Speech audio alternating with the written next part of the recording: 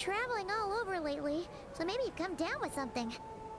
That's it. We're getting Baiju to check you over.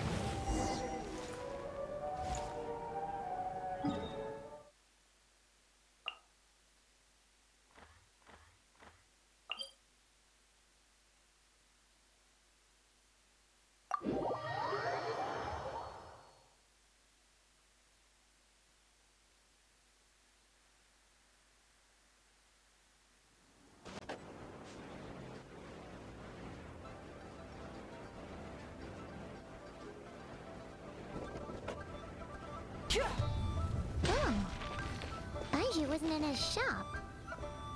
Oh, you're looking for Dr. Baiju. He's resting today, but he said to send any patients to the back room.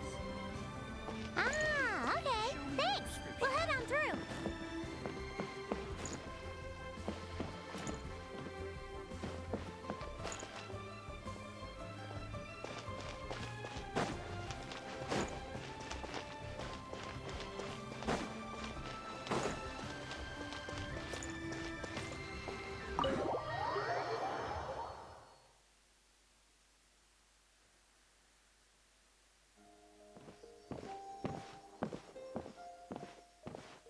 Traveler, Paimon, welcome.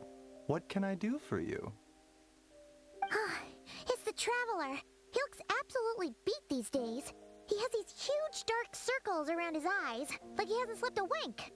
And he keeps spacing out. You have to call his name several times before he snaps out of it. What do you think it is? Is he sick?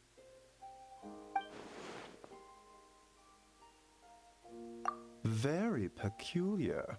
In all the time we've been acquainted, this is the first time you've come to me with a health complaint. Come, let me take a look at you.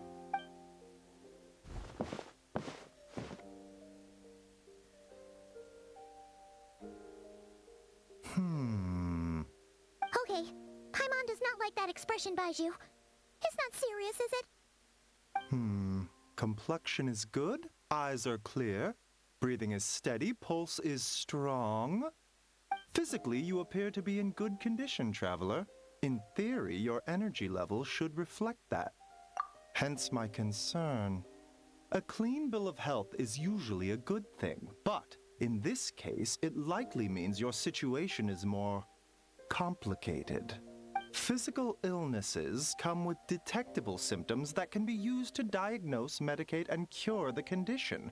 But afflictions of a non-physical nature, they fall outside a doctor's realm of expertise. Huh? What do you mean, non-physical nature? Curses, dark magic, it's hard to say. It could just as easily be a simple case of mental fatigue. Why don't you rest here for a bit?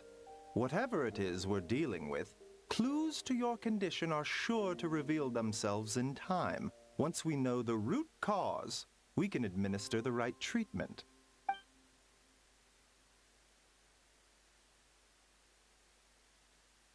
In the meantime, Changsheng and I will review the relevant literature for afflictions that present with mental fatigue.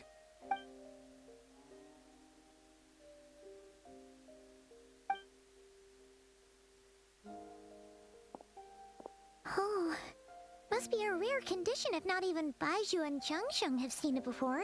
Well, all we can do is take their advice. You look like you're about to collapse anyway. Just get some rest. Paimon will be right here by your side. Fingers crossed you'll be all better when you wake up.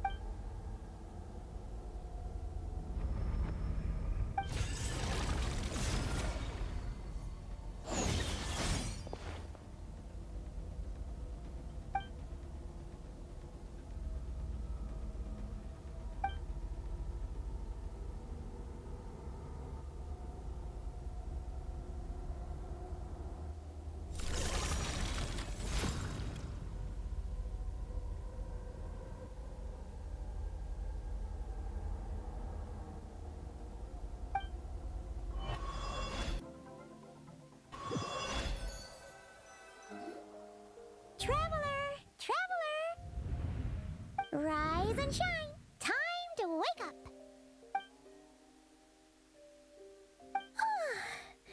For once, you're making Paimon look like an early riser. It's already afternoon. Hopefully all that sleep did you some good. Feeling any better?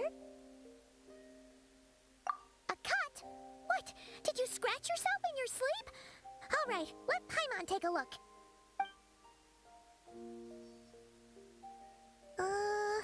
Nope, nothing there. Wait, did you have a nightmare? Okay, don't panic. Paimon heard that dreams tell us what we need by showing us the opposite. So, if you had a nightmare, maybe all you need is something to cheer you up. Come on, Paimon will treat you to something yummy.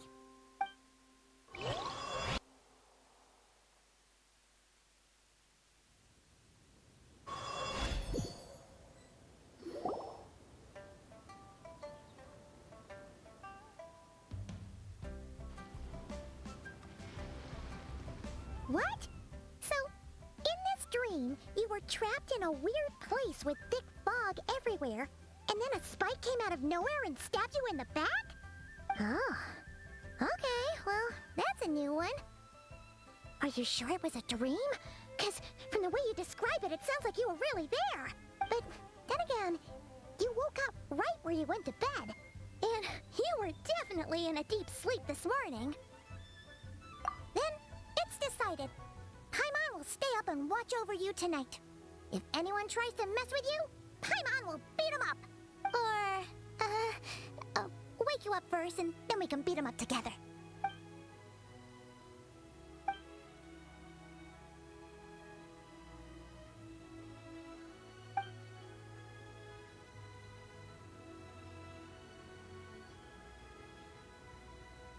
Something is missing. Did you just say something? The flesh remains whole, but the soul is incomplete. Left unresolved, the mind will wither away along with it. Ah! What the? Wait! Paimon remembers you! Your child's master! Skirk? Right! What are you doing here? The last time we saw you was at the Primordial Sea in Fontaine, right? But then we left and never learned where you went after that. Child's been looking everywhere for you, by the way. What brings you to Wanmean Restaurant of all places? You came here looking for us? And were you the one behind that hocus pocus just now? Tell me, what is it that you saw? Tight-lipped, huh? I suppose that's fair. You, I'll take a glass of wine. Oh, of course. Coming right up. We make this one in-house. It's not too strong. Enjoy. Chef Mao, I'll take a grilled tigerfish over here. Coming right up. If I knew we'd be this busy, I wouldn't have approved Shenhe's vacation. At the end of the day, what happens to you is of little consequence to me. I'm not here to try and win you over. Trust me or not, the choice is yours. If you want my help, now's the time to speak up. You have until I finish my drink. I was investigating an abyssal disturbance in the area and happened to notice you. Part of your soul is damaged, and the wound bears traces of abyssal corrosion. Need I say more? Neither of those things sound good.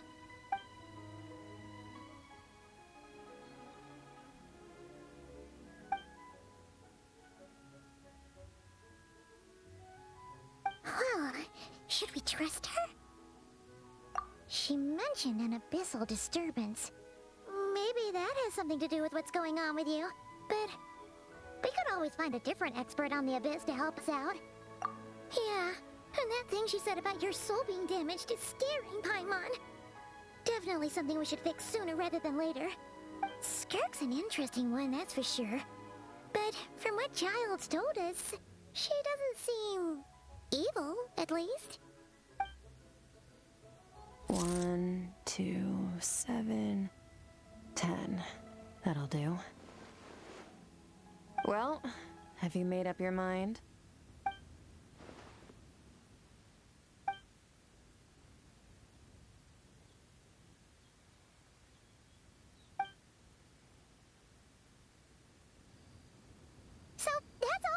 is Skirk.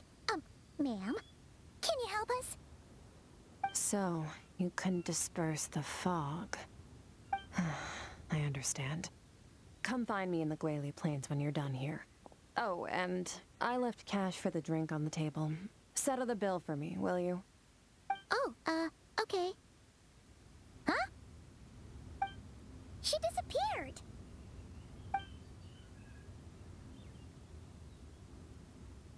Wait, hold on. You overpaid. Here's your change. Oh, no. This includes the drink, so it should be the right amount. I didn't think you two ordered a drink. We didn't. It was that lady who came and sat with us, remember? You brought it out to her yourself. You sure? I could have sworn there were only 2 of you at that table. What? What'd you put in their dish, Chef Mao? Some kind of hallucinogenic mushroom? You got them seeing things. Seeing things? Wait, so neither of you noticed her? Young lady? About this tall, wearing a purple dress? She ordered a glass of wine! Oh, now you mention it, that vaguely rings a bell. And it looks like I did open the wine jar, so it must have just slipped my mind. In any case, that settles your bill. Come again soon. Coming! Okay, what was going on there? It's like they didn't remember Skirk being there at all. Even Paimon was half convinced we hallucinated the whole thing. But that Mora she left for us was definitely real. Oh, this whole situation is giving Paimon the creeps. But anyway, she told us to head to the Gwali Plains, right? Let's not keep her waiting.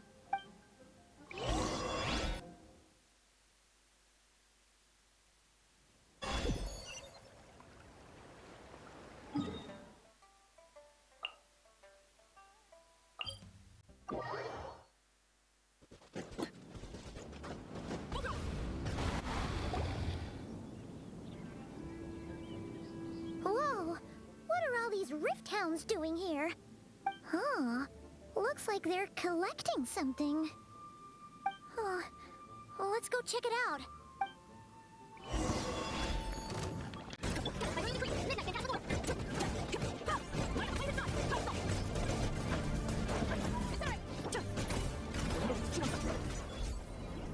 So, this is what they were collecting. It looks kind of... yeah. What is going on here? From the moment they are born, all beings with great power have an impact on this world. Even if their body is sundered and their soul extinguished, their influence remains. Gods are the most common example of that. The remnants of gods who fell thousands of years ago remain buried deep within the earth, carrying within them a warped will and a dark curse. Together, these remnants form what you call god remains. And it appears that some of those sealed here were dug up and removed. There are traces left, but they're fading fast. What are you doing? Nothing. Just wanted to make sure you were, real? She's definitely not a ghost traveler. Paimon poked her, and she's solid. Your life hangs in the balance, and that's what you're fixated on? Strange set of priorities. It was just a trick to avoid being perceived. If someone notices me, those memories are erased. Simple as that. Unlike you, I have no desire to establish a connection with the world. The weak and the lowly have no right to remember me. They're lucky they only have a few missing memories to show for it. Now, can we please get back on track? Okay. Where were we? Right. The god remains. So, basically, there's now less of them here than there used to be, right? Isn't that a good thing? In our experience, god remains are 100% bad news. A lot of terrible things have happened because of them. Maybe it's a good thing by human standards, but power doesn't come from nothing, and it doesn't just disappear for no reason. The remains aren't just gone. They were taken. Very clever, traveler. You aren't the only one who had something taken from you. There are victims like you everywhere. The only difference being, you can speak, and the remains cannot. So it went unnoticed. Something similar happened in Sumeru. Within the span of one night, countless consecrated beasts were slaughtered, and a large amount of the god remains buried in the desert went missing. Of course, god remains are just one of the targets. The culprit is chipping away at sources of power all over this world, including the Stella Fortuna above. Wait, you mean the stars? 42 of them have died out in the past few months alone. In Conria, people believed that powerful individuals have corresponding Stella Fortuna. Even should that individual fall, their Stella Fortuna would not disappear, but gradually evolve into a new constellation. Yet now, stars are disappearing from the skies entirely, and it's not hard to deduce what's happening to the power they contain. Something has been leeching power from this world like a parasite steals nutrients from a host. And now, it's no longer satisfied with the remains of the dead. It wants you. This time, it only took a fragment of your soul. But next time, there's no telling how far it could go. No one knows. All I know for certain is this. Getting back what you lost will not be easy. Considering how much power this entity has stolen, it must be a god-level being by now at least. But that's not the real concern. Souls are fragile things, and yours could easily be crushed if you go up against it. So you're gonna help us, right? We're going to help each other. You are my ticket to uncovering this thing's true identity. Well, great! You seem super strong, and you know a lot about the Abyss, so Paimon will take it. Don't get all mushy on me. All I'm doing is helping you get back to normal after a sudden crisis. And I should warn you, getting mixed up with me can have unforeseen consequences. We're on very different journeys. You don't want to be in my debt, trust me. You help me uncover the truth behind this entity, and I'll help you recover what you lost. This is a transaction, that's all. You would do well to remember that. Now, come along. Yeesh! You'd think she'd be a little friendlier since she's agreed to help us. But nope, she's just like when we met her in the Primordial Sea. So cold. Well, whatever. If that's how it's gonna be, then she doesn't deserve our friendship. What she does deserve is a super embarrassing nickname. Ah, Paimon's got it. Frosty the Lavender Melon. Serves that ice queen right. Anyway, the important thing is that we get that piece of your soul back. So, let's follow her and see what sort of plan she's got.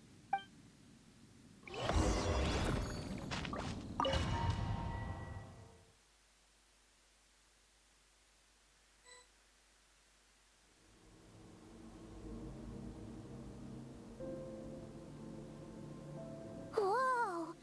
This place is way bigger than Paimon expected. Where? This is where I live. I suppose it's the closest thing I have to a home here. It is. I brought you here because time flows differently in this place. I don't know how much Ajax has told you, but when he fell into this space, I mentored him for 3 months. In that time, only 3 days passed in the outside world. Ajax? Oh, right! That's Child's real name! Yeah, Paimon remembers him mentioning something like that. So, a month here is equivalent to 1 day in the outside world? That should mean we're safe from that power-hungry soul snatcher for now, right? Yes, well, I didn't bring you here just to show you around. In the outside world, the Traveler could be attacked at any moment. But coming here has bought us quite a bit of time. Now, we just need to figure out how to investigate that place you saw. The one full of fog. Both your description and the abyssal disturbance I felt point to that space having some connection to the Abyss. It could even be a domain similar to this one. The thief who stole that fragment of your soul is hiding there. But the Abyss is a chaotic and turbulent place. If we want to pinpoint their location, we need to see what that space looks like without the fog. Abyssal power can grant a special form of sight. Have you ever wielded abyssal power before? Okay. Do you plan to learn? That tracks. All the information you have suggests the Abyss is something sinister, and that abyssal power is a wild and dangerous force that always spells disaster. And you're saying that's not true? Depends on your perspective. Floods and hurricanes take countless lives too. But if one day you gain the power to control them, what was once a calamity is now just another tool in your arsenal. I'll respect your opinion, though. Just means we have to turn to the second best option. A little abyss crystal that contains my power. Wear it on your head, and we'll be able to perform dream mirroring when we fall asleep. Dream mirroring? It means experiencing whatever the other person is dreaming. Everything they see, think, and feel. Since you haven't studied the art of using abyssal power, and have no plans to jump in the deep end right now, I'll have to do the investigating for you. With dream mirroring, every time you slip into a deep sleep, I'll see with my own eyes whatever scene plays out in your mind. Then, I can guide you through the dream environment, and we'll take back what was stolen from you. Huh. You make it sound so simple. Tough to say. This is an unprecedented situation for both of us. Even assuming we do manage to find where this entity is hiding, like I said, getting your soul fragment back won't be easy. To play it safe, I need to give you some special training first. Wait, you're gonna teach him some of your martial arts? Does that mean the next time we see Child, we have to treat him like our senior? Do as you want. For my part, I don't see you as my disciples. You're already a pretty good fighter. All I'm planning to do is build on your current skills and train you for the specific scenarios that I think we might face. But that's enough talk. If you're ready to do this, then come with me. Time might be more lenient here, but that's no excuse to waste it. Oh, she moves fast. Paimon can hardly keep up with her. So, special training, huh? Kind of a rare opportunity. With your skills, there's not a lot of people qualified to train you. The last time something like this happened was probably anti-Raiden Shogun training, right? Oh, feels like a lifetime ago. Skirk seems pretty strong too, though. Remember how she said that the all-devouring narwhal was just her master's pet? Maybe we really will learn something here.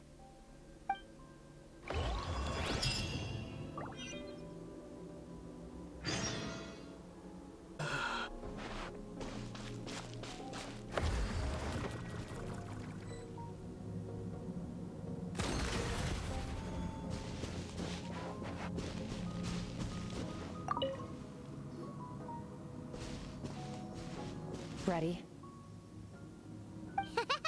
Bring it on! Your training will be split into 3 stages. Testing your blade work, elemental abilities, and reasoning skills. We'll start with blade work. You're no rookie in this area, so I won't bore you with the basics. During your long journey, you've no doubt sparred with a lot of talented sword fighters. Consciously or not, you'll have picked up all kinds of techniques from them. You bet! There's Kaya, Master Jean, Kuching... Oh, and Kazuha, Ayaka... Yeah, we've met sword masters like you in every nation we've been through. You sparred with a bunch of them too, right? Nice to know it's all gonna come in handy now. Don't get too smug. In sword fighting, techniques alone are not enough. You need a cohesive system to bring it all together. A style or school of fighting. To use the human body as an analogy, your style is your skeleton, the foundation, the framework. Techniques are the muscles and other flesh attached to the bones. This is where your strength comes from. Improving your sword fighting is like growing that body. If your frame got bigger and taller, but you didn't add any muscle mass, you'd be weak and flimsy. Then again, if you packed on pounds of flesh without a big enough frame to support it, you'd end up bloated and unwieldy. You need to do some introspection. Take a good, hard look at your past experiences and figure out which parts of what you've learned are just techniques, and which parts can be used to form your own system of blade work. Only then will you get the full utility out of all your thoughts and observations along the way. Only then will every strike you deliver make perfect sense. Wait, is that it? Paimon thought you were gonna teach him some cool new moves. Like when you went swoosh and opened a tunnel to another place. One day, you'll reach a new level of power where you realize that even that's as basic a trick as any other. But right now, our sword styles are so wildly different that teaching you mere techniques is pointless. There are no shortcuts in the pursuit of power. Failure is your best teacher, and rigor is your coursework. That's all I have to say. Time to make a start. Train until you're satisfied with yourself. Now focus. Destroy the crystal columns as swiftly as you can.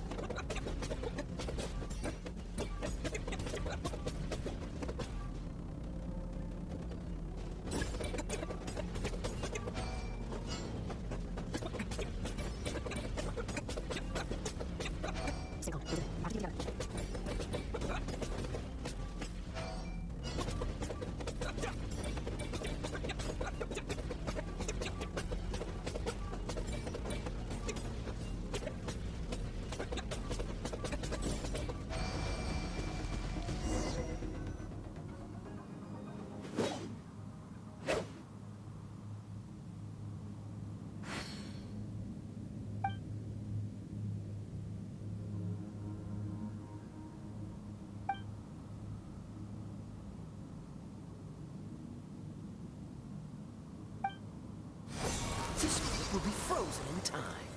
Cut to the chase. Consider a moment of true mastery that you've witnessed in another person, and ask yourself, what lies beneath the surface? What's their guiding philosophy? What's their state of mind as they maneuver their weapon? Now take that and practice it right away with speed, skill, and strength, over and over, until your hand is one with your mind. This is the only path to true growth. Step on up. Dance with the waves.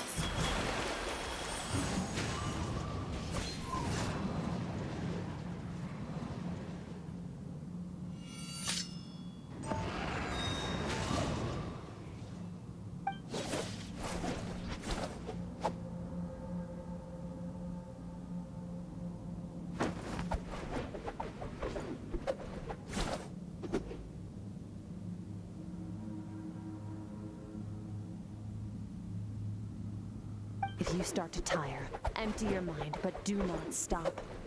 Stay in that frame of mind as you keep up the fight. Get rid of all redundant movements. Imagine your sword is an extension of your own body. Wield it just as you wield your arms, hands, and fingers. 'Twas on a deserted, moonlit night that the hero approached the vile dragon's limpid lair. Ring cutter! Feathers fleeting wet, the white heron treads water, a sight without flaw. Master of Inazuma Kamisato Art Tachijutsu.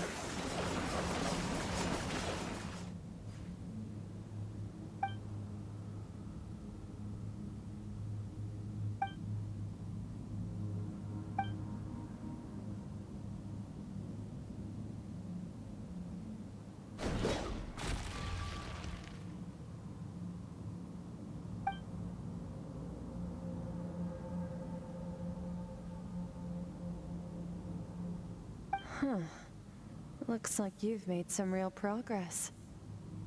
That concludes your training session. Awesome! Paimon knew you could do it! How do you feel? As you should be. Time flies when you're training hard. You've actually been going for several days now with no rest. Yeah, meanwhile Paimon's had a whole bunch of naps. But you were so focused, she didn't want to interrupt you. Go get some sleep. I'll be doing the same very soon. Let's hope you see that foggy place in your dream, so I can get this investigation over and done with.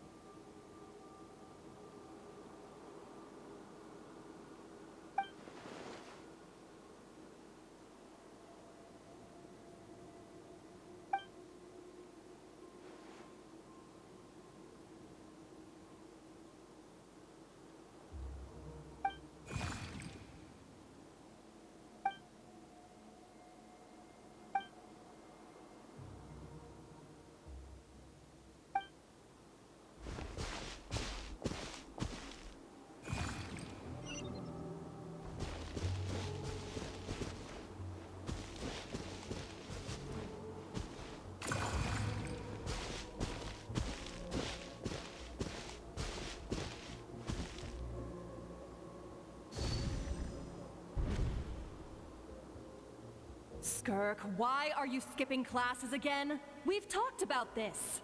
'Cause he's a crabby old man, and he's a boring old man. I don't like going to his classes. Excuse me. You shouldn't talk about your teacher like that. It's very disrespectful. All right, let's not get into a big fight about this. Skirk's learned what she needs. There's no point forcing her to sit through more classes if she doesn't want to be there. But I'd still love to hear about what you got up to yesterday. Why don't you tell your dad all about it? I went diving, and I saw this huge fish. I never knew they could get that big. It looked kind of dumb, though, with that stupid big fat head. I tried to shake its fin, but it just spat water at me. Oh, and today, I'm gonna go to that prairie up north. There's supposed to be this giant bird there that can spit fire. I bet if I climbed on its back, it could fly me all the way to the stars. Then I suppose your old dad should get one as a pet too. Otherwise, how are you gonna hear me call you for dinner up there in the stars? When it's time to eat, I'll come back on my own, Zilly. Anyway, gotta go. Bye, Mom. Bye, Dad. Wait! Put on a coat at least. You'll catch a cold. I'm talking to you, young lady. You spoil that child, you know. Ever since that merchant ship arrived, she practically lives outside. Always going on about exploring the beyond one day, whatever that means. Ah, let the kid do what makes her happy. Besides, we both know you're all bark and no bite. Come on, our little adventurer is gonna be hungry when she gets back. Let's get started on dinner.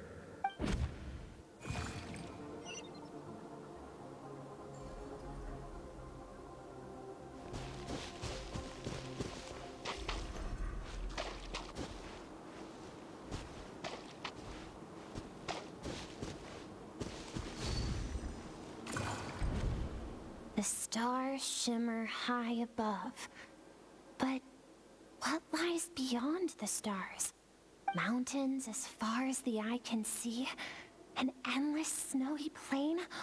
Or maybe buildings taller than the sky, like the people from the merchant ship said? I can't be the only one asking these questions.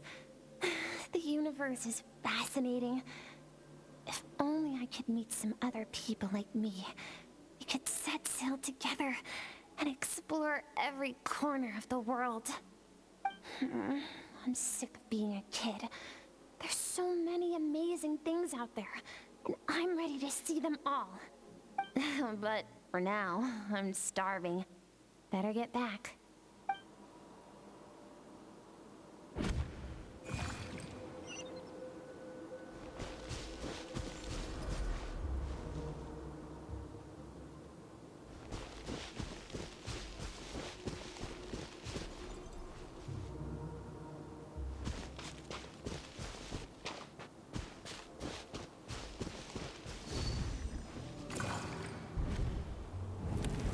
Don't let a single one of them get away! No, please, spare the children! Stay back! They're coming! Run! Help! Eliminate the threat. Take them down! Don't be scared. Ah! This way! We'll never make it! Fire. There's fire everywhere. What happened? I told you we shouldn't have trusted these outsiders!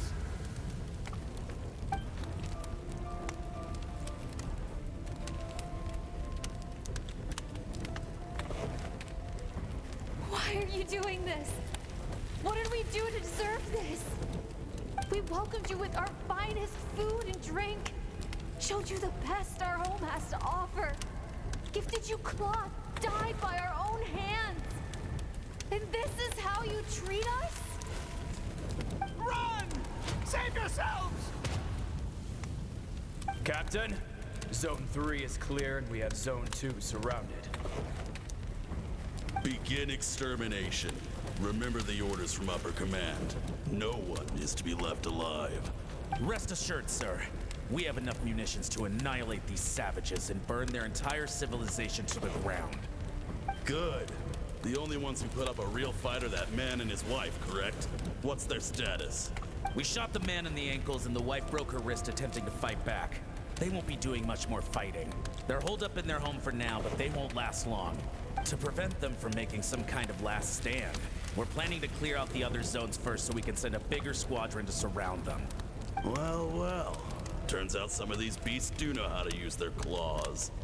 Now the threat these savages pose will be undeniable. Let them cling to what's left of their lives for a little longer. Once the other zones are cleared, I'll cut off their heads myself.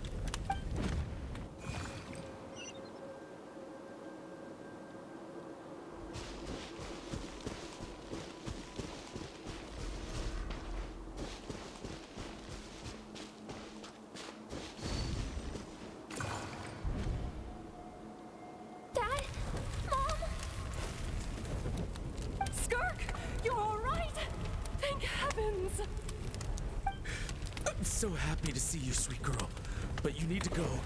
It isn't safe here. They'll be back any second. What happened? You're bleeding a lot. Dad? Mom? This is the place. Alert all units. Prepare to surround.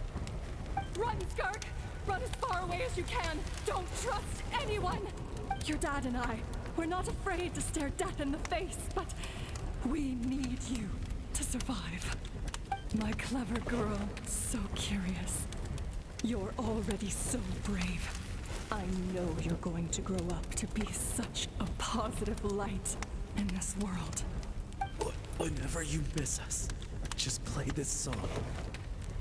Remember, life is a gift. Don't let darkness claim it. Break down the door! Look what we have here. A savage that can pluck a tune. Well, the show's over.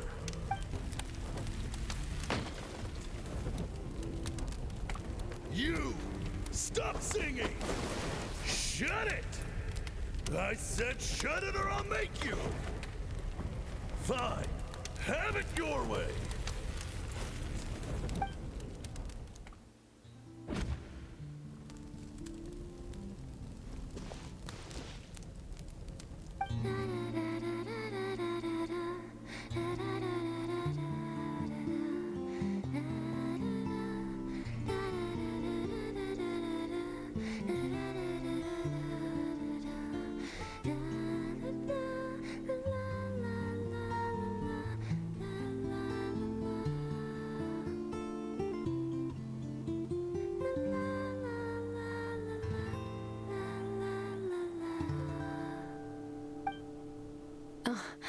You're awake. I found a few clues while you were asleep, but it's only a start. Now, time for the second stage of your training. This time, the focus is elemental energy. Come find me when you're ready to begin.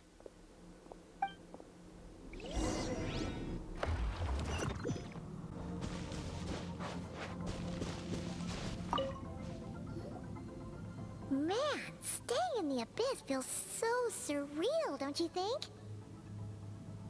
No day and no night. It's like time hardly exists.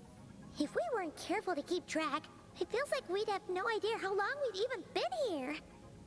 Well, except for the fact that Paimon still gets hungry like clockwork. You go do your training. Paimon's gonna grab a bite.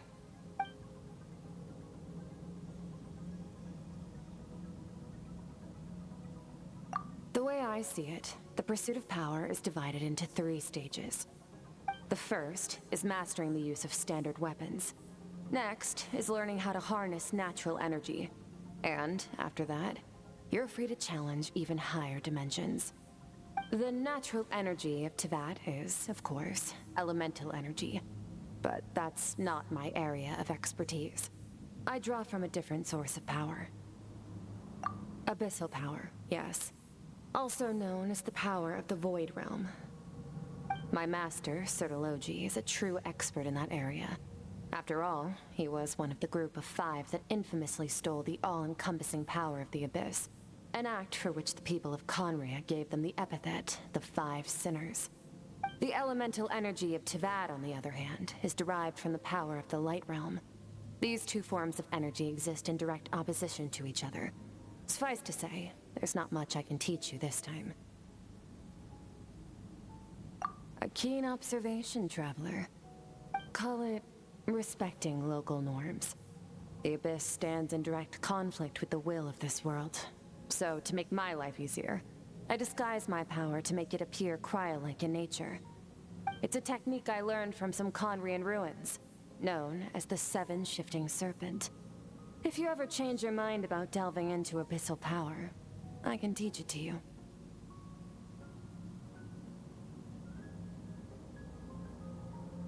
So I've heard. You seem to have a knack for removing abyssal power. But is purification really what's going on there? Like I said, power does not simply disappear. Just thinking out loud. Let's focus on your elemental training. That's what's gonna help us if the situation gets tricky. True growth comes from adversity, but only if you make the choice to pick yourself up again every time you fall. So, it's time to push yourself to the limit, and then keep pushing. This is the only way to advance at pace. Use the power of Animo to clear the field as fast as you can.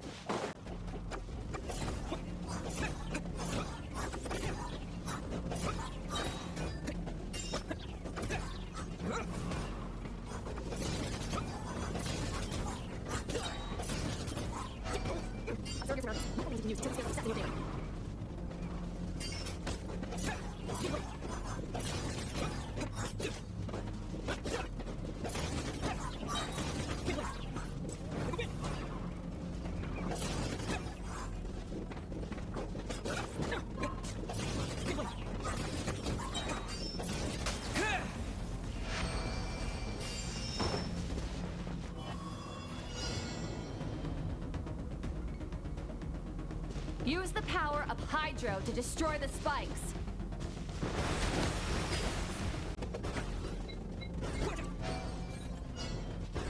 Don't give her a chance to strike you. You need to put it anywhere in green. You can't go another angry like that.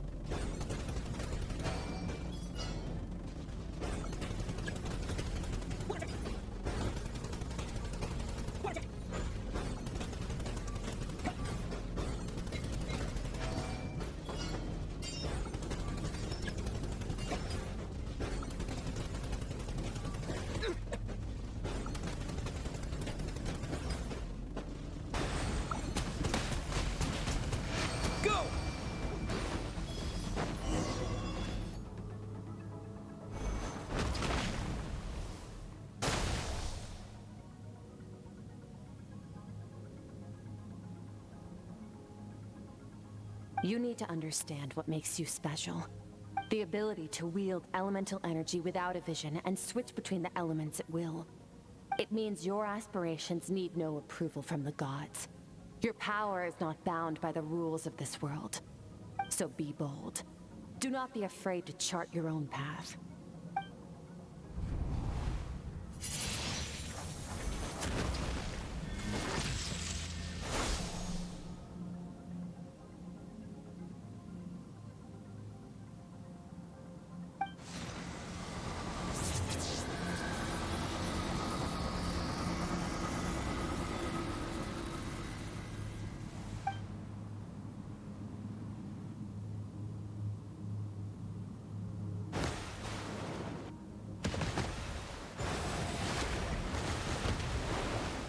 Very good. It seems you've reached a deeper level of connection with the elements. Long enough for you to lose yourself in your training, which is a good sign. Relentless practice with the elements has drained all your strength, but it's also what allowed you to make progress. Get some rest.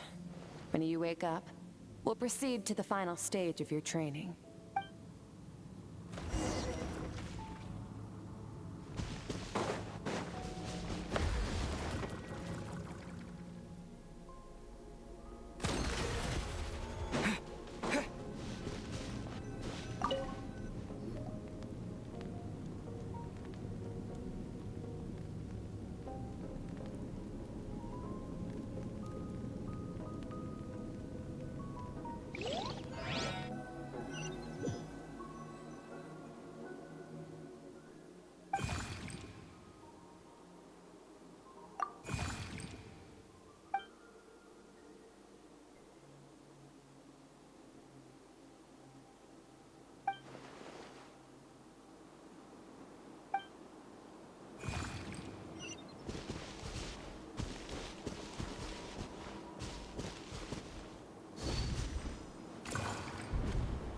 What is the secret to power?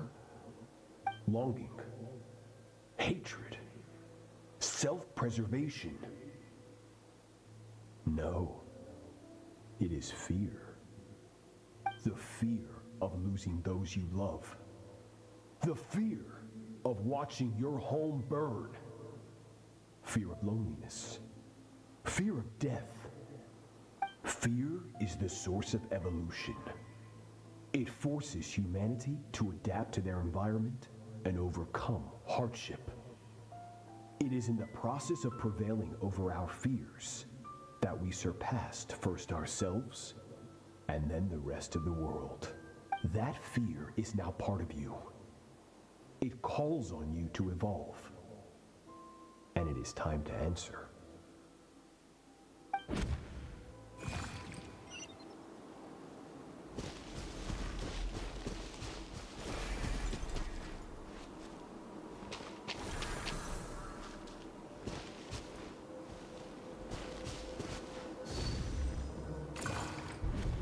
Any minute spent missing home is a minute wasted. Practice your sword work instead. Do not make me tell you twice. But, Master, I can barely lift the sword anymore. If I keep going, I feel like my wrist is going to break. So it has not broken yet. Then pick up your sword and keep practicing until it breaks. I want to hear the cracking and splintering of bone. After all, bones can always be reset.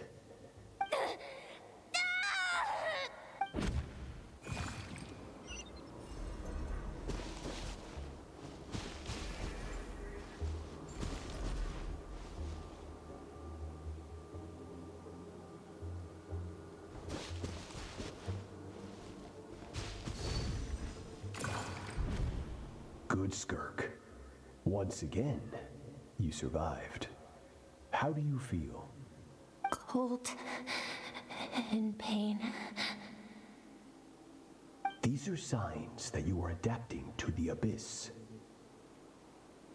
Each time the flesh is torn and the spirit crushed, each time you claw back from the brink of death, you become stronger.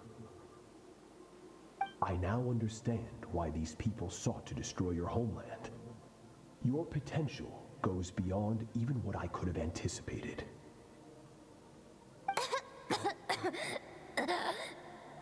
But you still have much to learn in your pursuit of strength. Your mind is rife with distractions. From now on, I shall show no mercy in your training. You must learn to shut out all the pointless emotion. Crush the self that makes you weak and become master over your physical form. Get up, Skirk. Wipe the blood off your face. Cut away the rotten parts of your flesh and mend what is broken.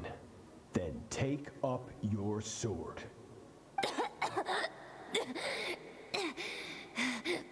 Yes, Master.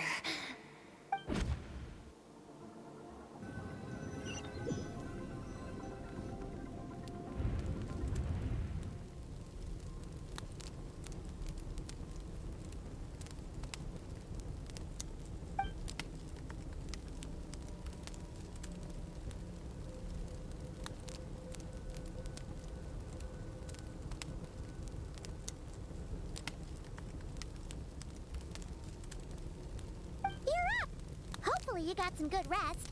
Skirk said to tell you that she's ready to start the final stage of your training whenever you are.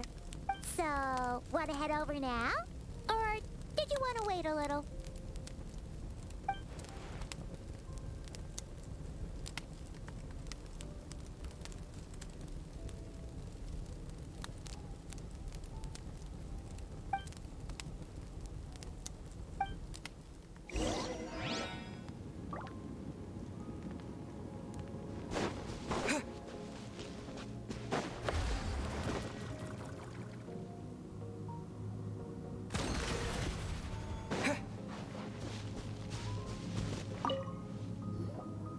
From your training so far, you have gained better command of the sword, and more control over your elemental abilities. That's only part of it. Experience is the real teacher. Your journey, the friends you have made, the dangers you have faced. These have taught you more than I ever could. Now, it's time to focus on how you react under pressure. You must be able to think rationally, even in unpredictable combat situations. To simulate this, I'm going to attack, and you're going to block. Ready?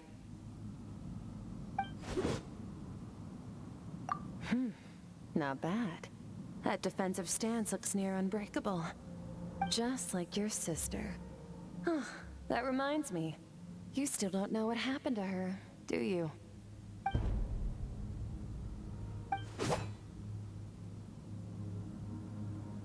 Hey, no fair! That's cheating! You think every opponent has the same moral code as you? You can denounce their deplorable methods all you want. But only if you live to tell the tale. The dead don't get to complain. Strong emotions will always arise in combat. Anxiety, anger, fear. But a true warrior is never at their whim. Only when you are free from the influence of emotion can you make the right choice, no matter the situation. How amusing. Almost sounds like you think you know me. But you don't. You can choose your own path. We are not the same. Let's begin. Try to use reason over emotion. Make the most rational and advantageous decision in any given moment. This is your final training session. Look alive.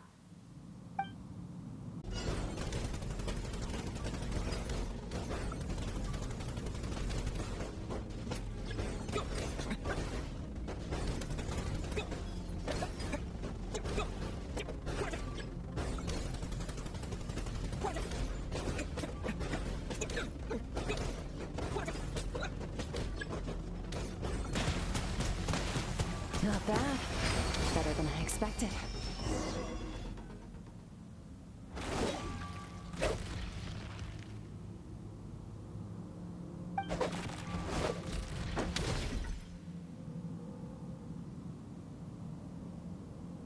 You're getting the hang of it.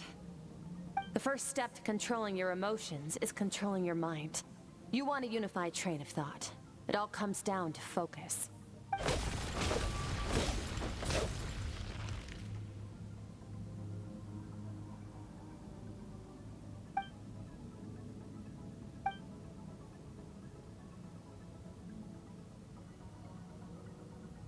Your mind is rife with distractions. From now on, I shall show no mercy in your training.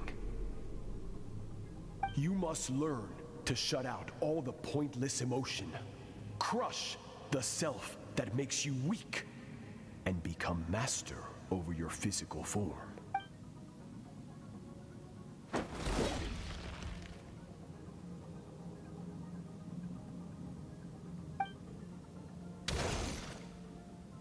Stop. Let's pause here. One look, and I can tell your mind has wandered. That's to be expected. There's a limit to how long a human being can concentrate on one thing.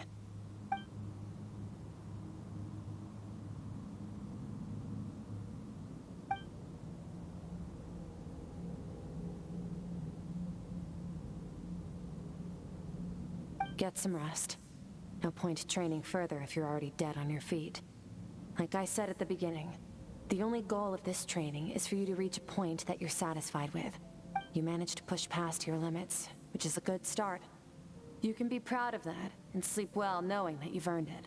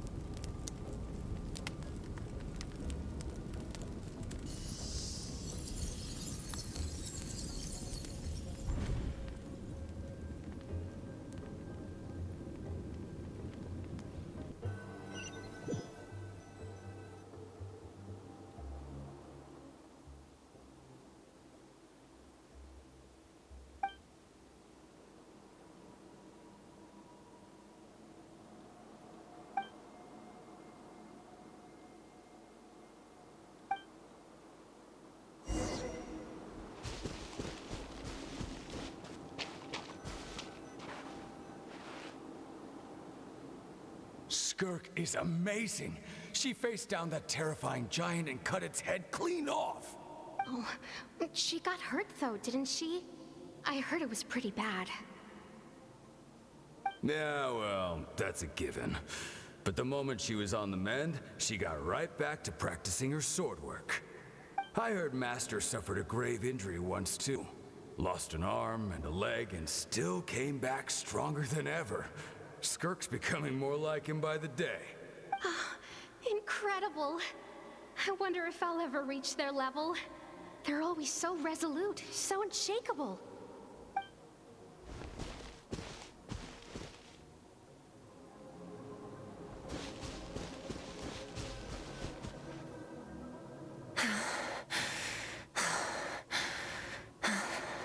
Pathetic. You're not even trying. You're so much weaker than you think. Skirk, have you become a positive light in this world?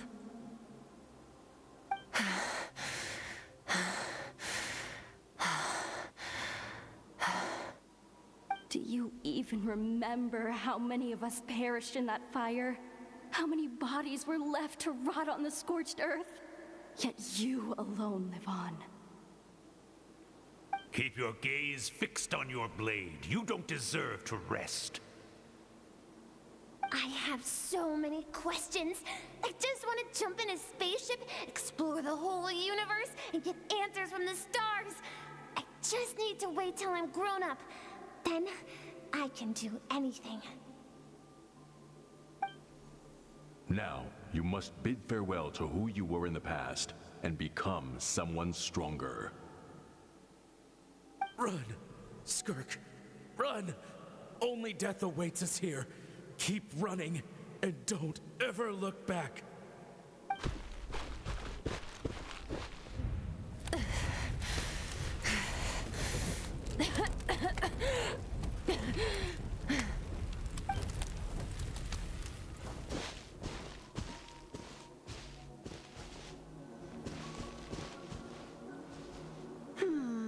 Let's see here.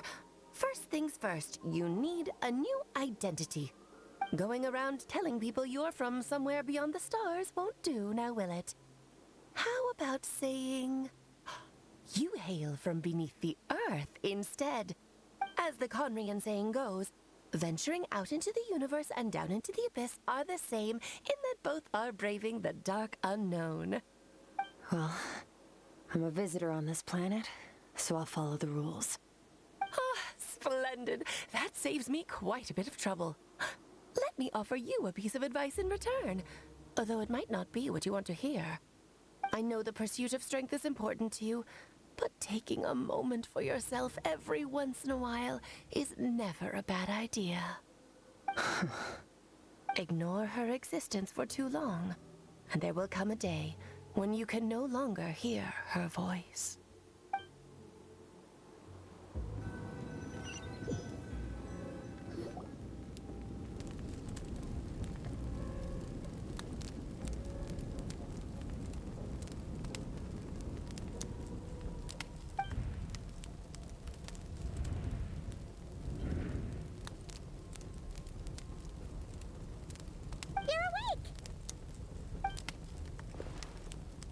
Be starving, right?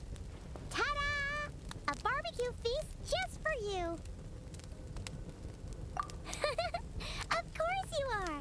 That's why Skirk and Paimon got this all ready for you. Dig in! Before it gets cold. Ah, well, if you're around someone long enough, it's bound to happen. Plus, Skirk can cook. So, Paimon decided she can forgive the whole Ice Queen thing. Paimon's not one to hold a grudge. Here's an idea. Let's save the chit-chat until after the meal.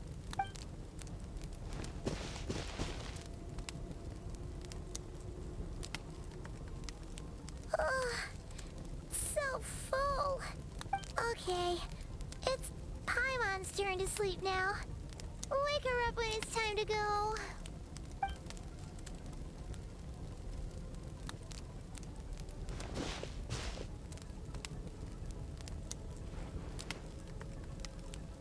I have good news. First, your training is complete. You have what it takes to wield immense power. Now it's just a matter of putting it into practice. Continue to learn from your journey and hone your skills against formidable opponents. Second, I've located the culprit we've been searching for. Next, we just need to retrieve the missing part of your soul, and our business will be concluded. When Ajax trained with me, he once told me he was bursting with questions. So I allowed him to ask me 3 of them before he left. You and I may never meet again, Traveler. So if there's anything you want to ask me, now's your opportunity. Just like Ajax, I'll answer 3 of your questions.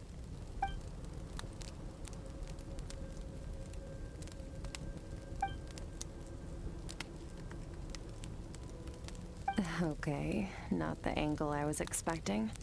What makes you ask that?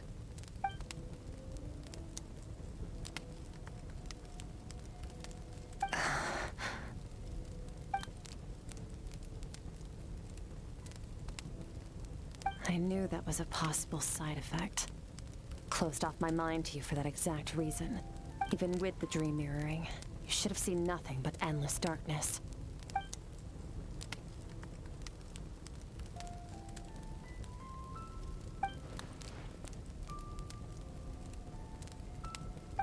Whatever. Must have been a flaw in my execution. I shouldn't be too surprised. Due to some recent circumstances, my self-control has been lacking as of late. Since you've seen what you've seen, there's no reason to hide the truth. All I ask is that you keep it a secret. No, I'm not from Teyvat. I'm from a different planet. And there was a time when I journeyed through the stars. A lot like you in some ways. No, we're different in that respect. You're influencing the fate of this world.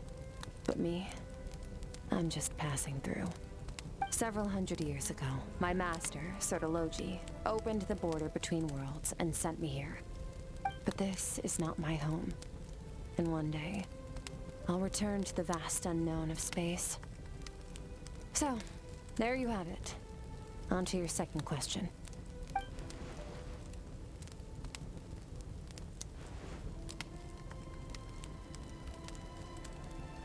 To become stronger. For certain reasons, I need to bridge the power gap between me and my master as quickly as possible. But first, I need to understand the source of his strength. To do that, I need to follow in his footsteps, walk the path he once walked, and somewhere along the way, I'll find out how to defeat him. That is my sole focus and purpose. Okay. You have one question remaining.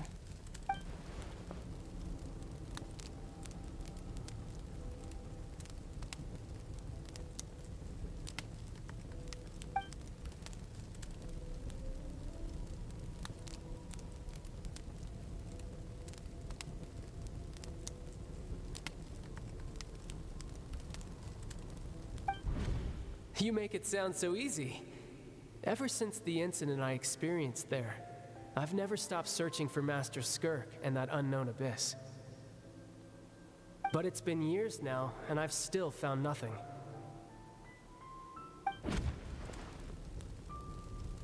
Well, your last question? Ajax. His situation is different than yours. Before you ever crossed paths with me, you'd already encountered many formidable people, studied their techniques, and developed your own skill set. So, during your training, all I had to do was build upon that foundation. But Ajax was so young when he came to me. A complete blank canvas. Children can't help but imitate their role models. In the long run, that would only hinder his growth. Once Ajax has enough strength in his own right, I will allow us to meet again. Until then, let that motivate him to reach his full potential.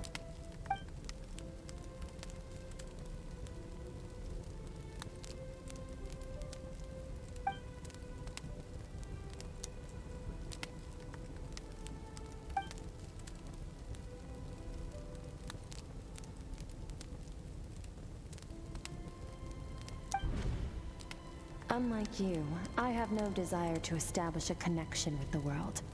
The weak and the lowly have no right to remember me. They're lucky they only have a few missing memories to show for it.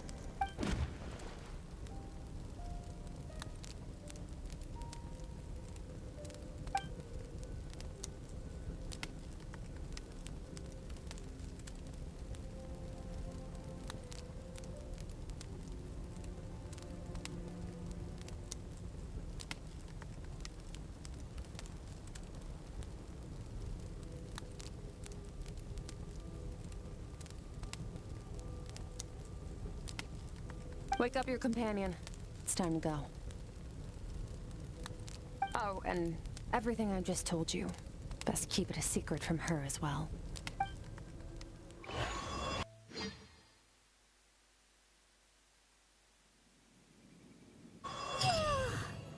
Time to go. Oh, finally. Where are we headed? Just follow.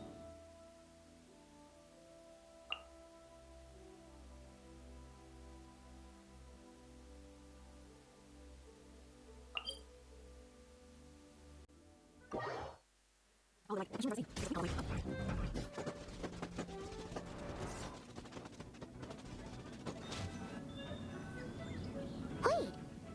this is near the chasm, right?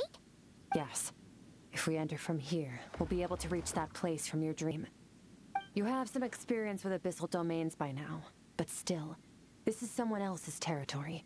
Best to proceed with caution.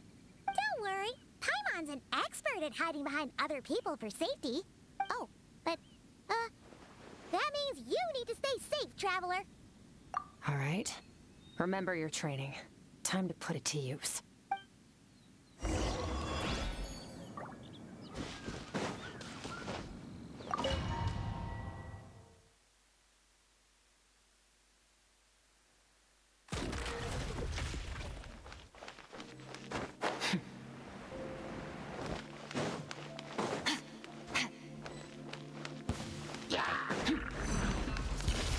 Paradigm shift.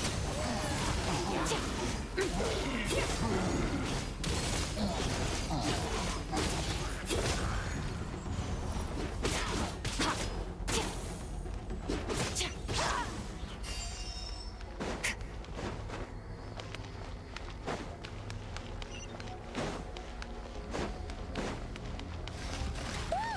Look at all these spikes! Careful! Don't get hit! You know what? Paimon's just gonna float behind you. Come on, you got this. My turn.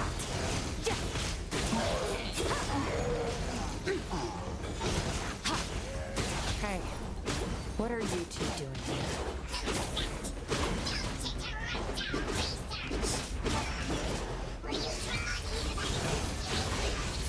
Dusty, we could abandon the house. Let's press on.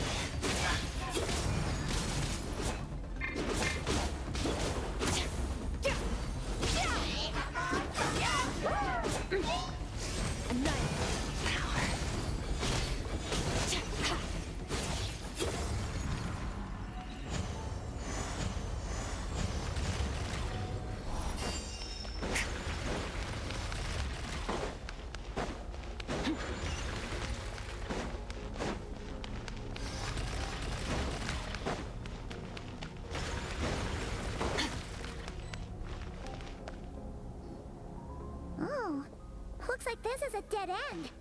Did we make it to his hiding place? Ugh, this fog is making it impossible to see anything! This should be the place where you were attacked, traveler. The missing part of your soul should be nearby. Can you sense where it is?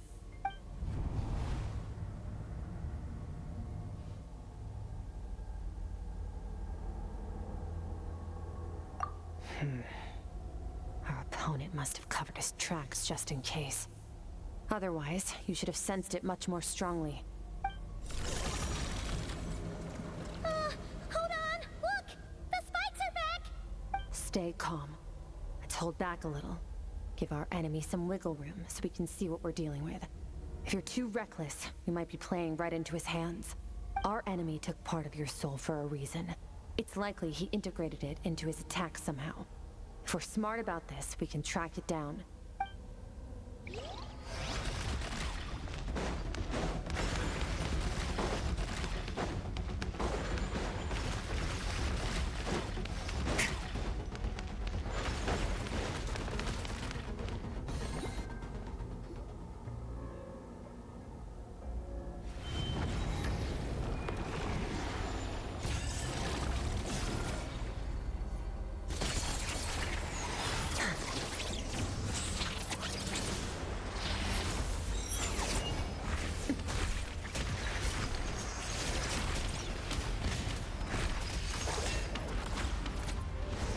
From the start, the attacks have been focused on me. Trying to break through my defenses? I see.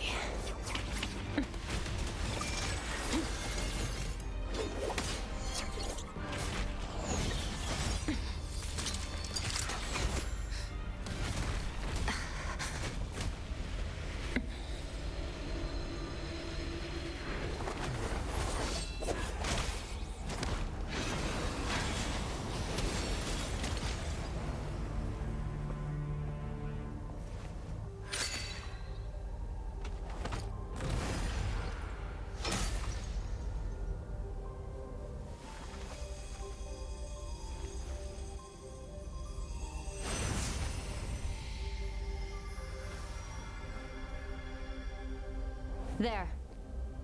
I got it back. Traveler! Skirk! What happened? It looked like Skirk just got...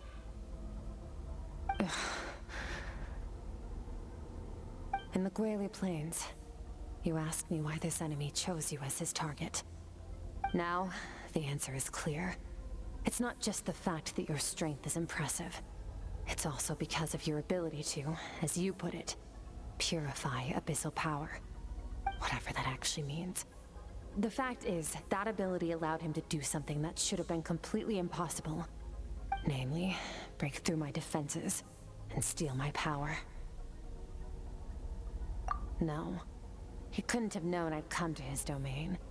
He only stole your soul fragment because he knew the value of its power. I doubt he expected it to come in handy so soon. Call it fate if you want.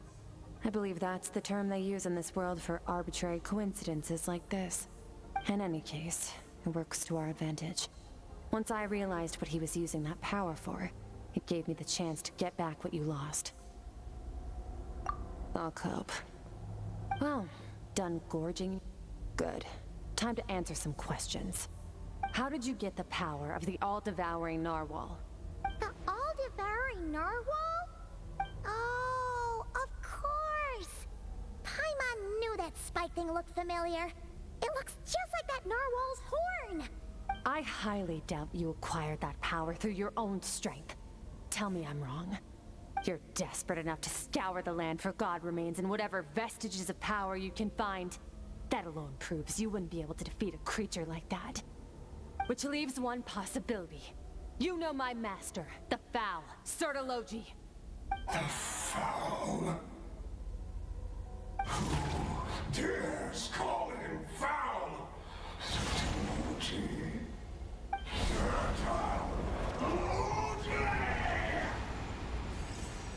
What's wrong? Bit off more power than you can chew? You're struggling to hold a basic conversation. Just a little longer. I'm still...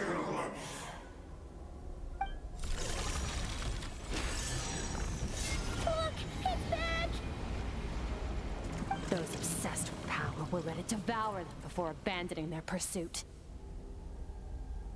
Keep calm and use reason to decide the best course of action.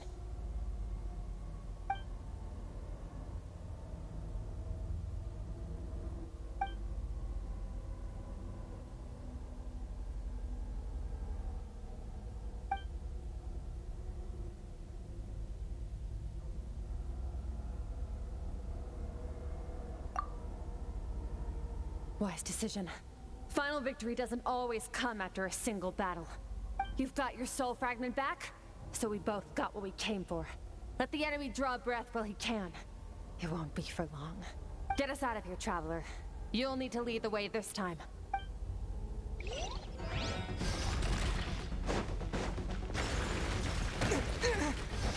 Skirk, is your shoulder gonna be okay? The wound is minor. It'll heal in no time. You should focus on getting out of here alive instead. Uh-oh! Falling spikes! Run!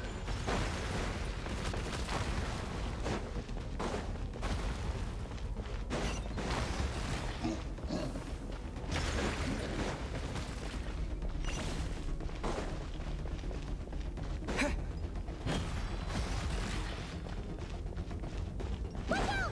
Looks like this place is about to collapse!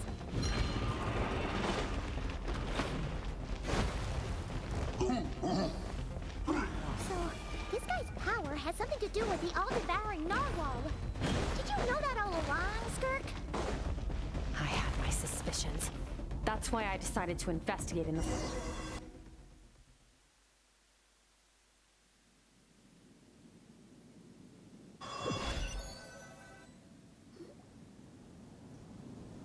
Phew. Oh, we should be safe here, right? I no longer sense his presence. Can't have followed us out of that abyssal domain. Weaklings like him will find that my power is not so easily controlled. He won't be leaving that place until he's managed to digest it. You seem surprised. I suppose that's fair. You've seen but a fraction of what that whale is capable of. That gaping maw could swallow a planet whole. It's called the all-devouring narwhal for a reason. Devouring is what it does best. It can extract power from anything, dead or alive, as long as it manages to make physical contact. Yeah. When we had our run-in with that thing, Neverlet mentioned that it has an instinct to devour. Your dragon friend recognized the nature of its abilities and used the power of Hydro to protect you. That worked because it was in a satiated state, so it was somewhat less aggressive than usual. It's a different story when it has no more power to feed off of. That's when its true voracious nature kicks in. It could devour everything on the planet in that state, which is why I cast it into that void space. But I hadn't counted on there being anyone left on this planet capable of wielding its power. To me, that says he must have encountered the whale a long time ago. Meaning, he must have known my master. Exactly. It told me everything I needed to know. Hence why I said we both got what we came for. And I believe that brings our transaction to an end. Now that you're whole again, you can get back to your own journey. I'll handle the rest of this situation myself. No way! We can't leave now! Something was stolen from you because of us! We have to help you get it back! This isn't my first taste of failure or losing power. When you fall, you get back up again and become stronger. That's how it is. But what if that monster finds you before you're all better? Plus, how are you gonna get home? It's not like you can just go swoosh and open a door to the abyss again. Not without your full strength. So, sticking with us for the time being doesn't sound so bad, does it? Fair enough. Then take this. What is it? The bag of Mora. Nothing in this world is free. I know that much. I'll leave the planning to you. Hurry up and decide where to go. We shouldn't linger. We should take Skirk somewhere she can rest. But where?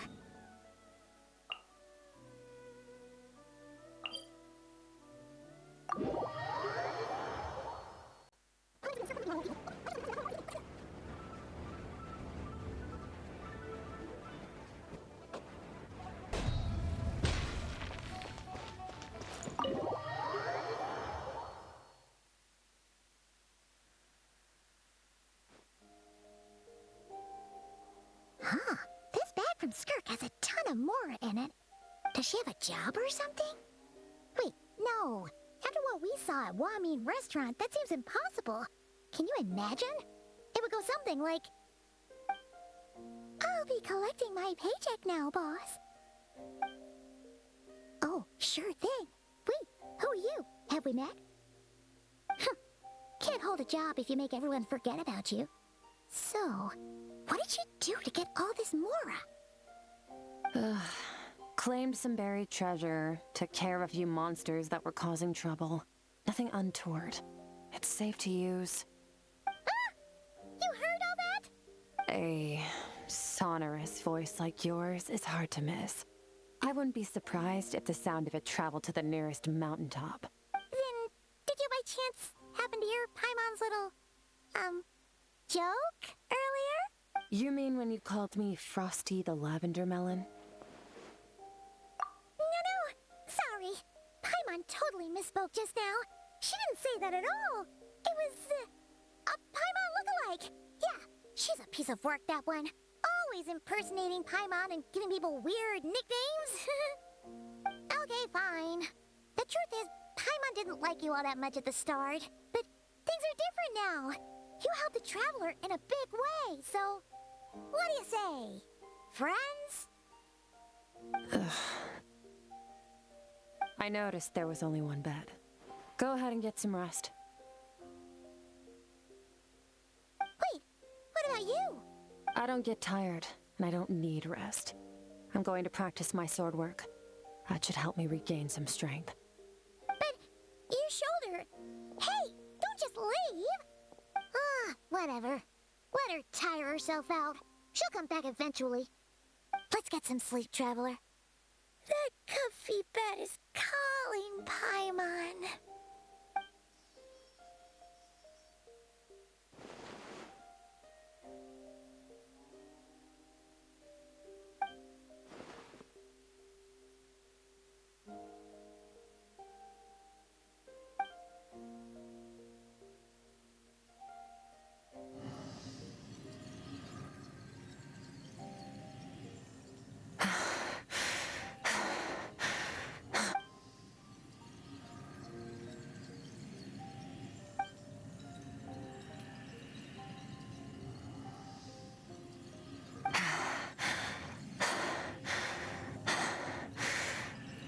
Quiet.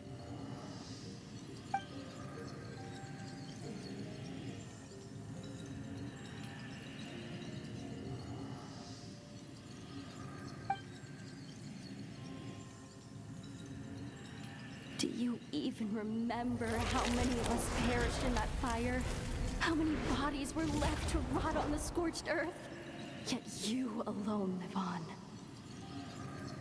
Keep your gaze fixed on your blade. You don't deserve to rest. Run! Skirk, run! Only death awaits us here. Keep running, and don't ever look back.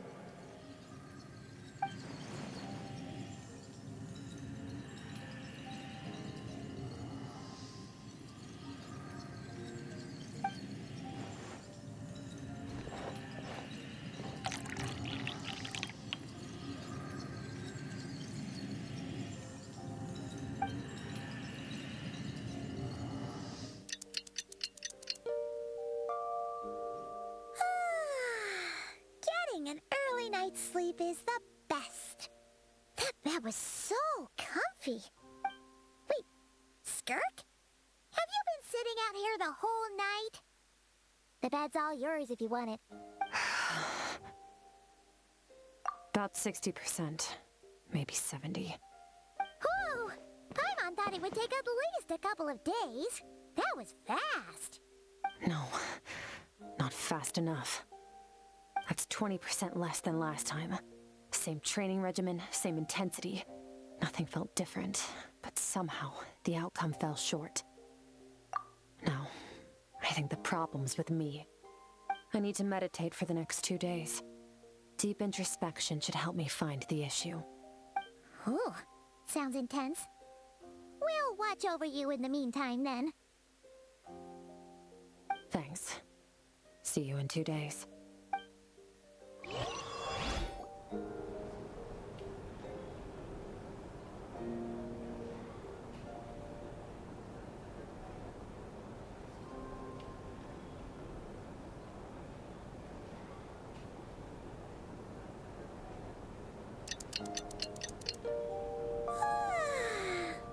Skirk is still meditating, huh? It's been 2 days already. Shouldn't she be awake by now? Paimon can't think of anything we can do to help. Oh wait! Breakfast! That's it! Paimon will go get breakfast! Skirk is gonna be starving when she wakes up. Be right back.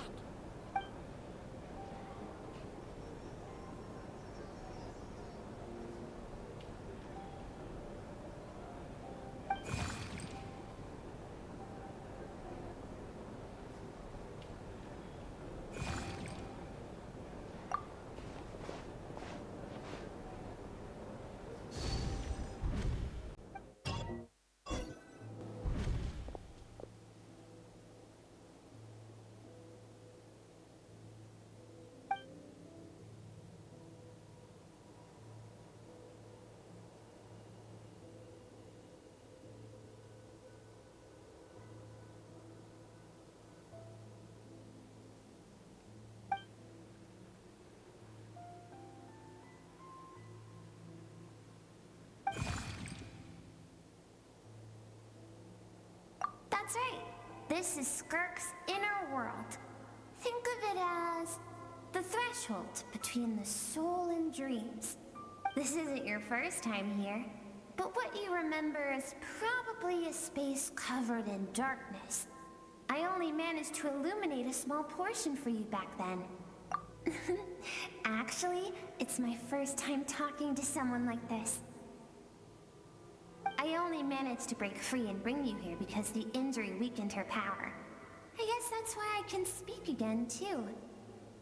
Call it fate, if you want.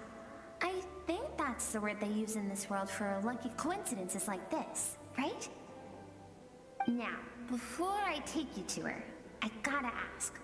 You're the first outside visitor to ever come here, so what's your impression of this place? Oh, you noticed.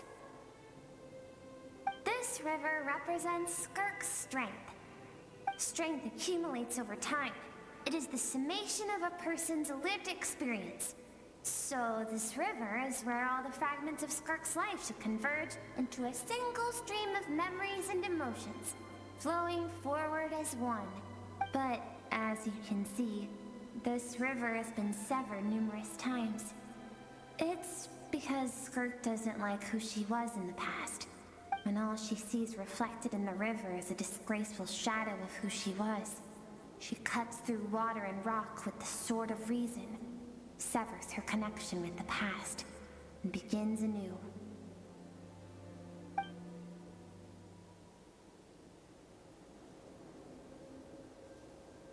You must learn to shut out all the pointless emotion. Crush the self that makes you weak, and become master over your physical form. This isn't my first taste of failure or losing power. When you fall, you get back up again and become stronger. That's how it is.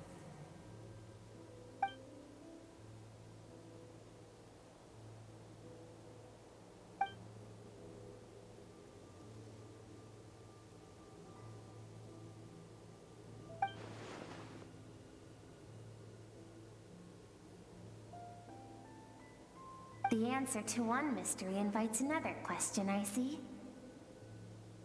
Let's follow the river upstream.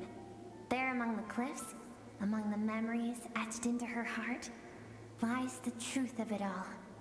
Soon, you'll understand everything.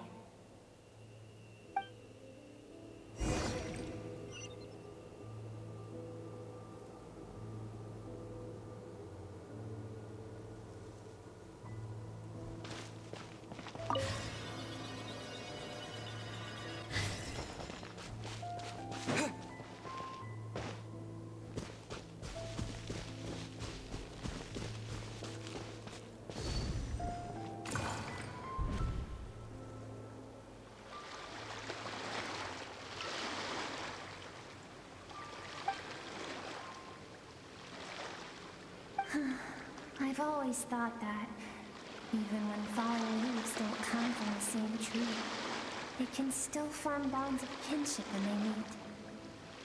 Like meteors, you both made a journey through the stars. Both travelers who have landed on a planet that is not your home. Yet, when she first noticed your presence, although she hesitated for a moment, she still chose to walk away, indifferent as ever.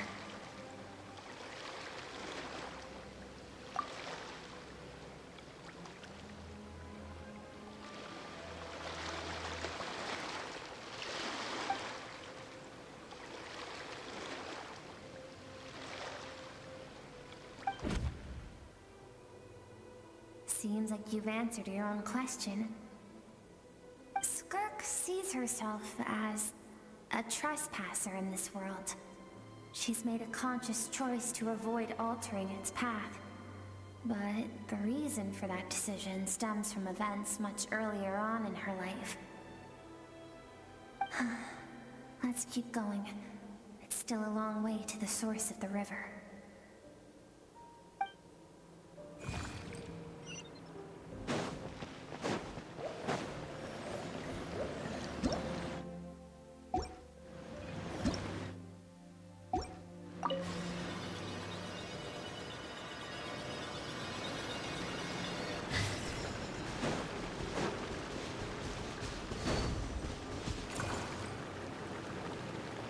Now have what it takes to wield immense power. From this day forth, I shall teach you no more. No one can become a worthy warrior through imitation alone. I have given you fangs and claws. Now, you must learn to hunt. You wish me to travel the world beyond on my own, Master? Indeed. Make new friends. Embark on your own journey. And piece together a new future from the shattered remnants of your past. We will still have contact through the Abyss. But know this. One day, I will take the life you worked so hard to rebuild and reduce it to ashes. Just like the fire that haunts your mind. Why do you do that? I have told you before, fear is the catalyst for human evolution. You have tasted loss. You have known fear, so deep it can be felt in the bones. But as living beings, we all have an instinct to detach from that which harms us. And thus, pain dampens over time. And the acrid taste of fear becomes but a distant memory. Yet now, I have bestowed upon you the gift of fear eternal. It will drown you in the nightmare of your childhood. Or it shall drive you to defeat me, whatever the cost.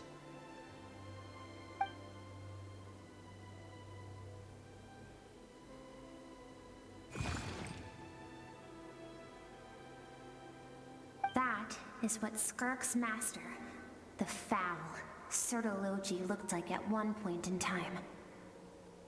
Of course, as a higher being, physical form is a triviality to him.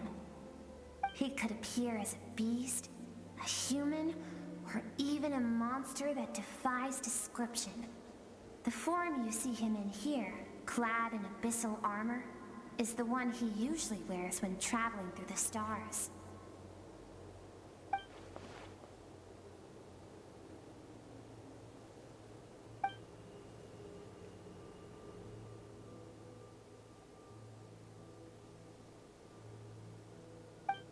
For certain reasons, I need to bridge the power gap between me and my master as quickly as possible. But first, I need to understand the source of his strength. To do that, I need to follow in his footsteps, walk the path he once walked, and somewhere along the way, I'll find out how to defeat him. That is my sole focus and purpose.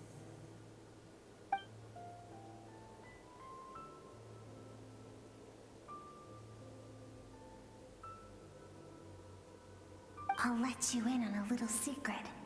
The real Sertologi is terrifying. The scope of his power is impossible to understand, until you experience it firsthand. It is absolute, the power to crush all things. Shall we keep going? Let's see. We're about halfway there.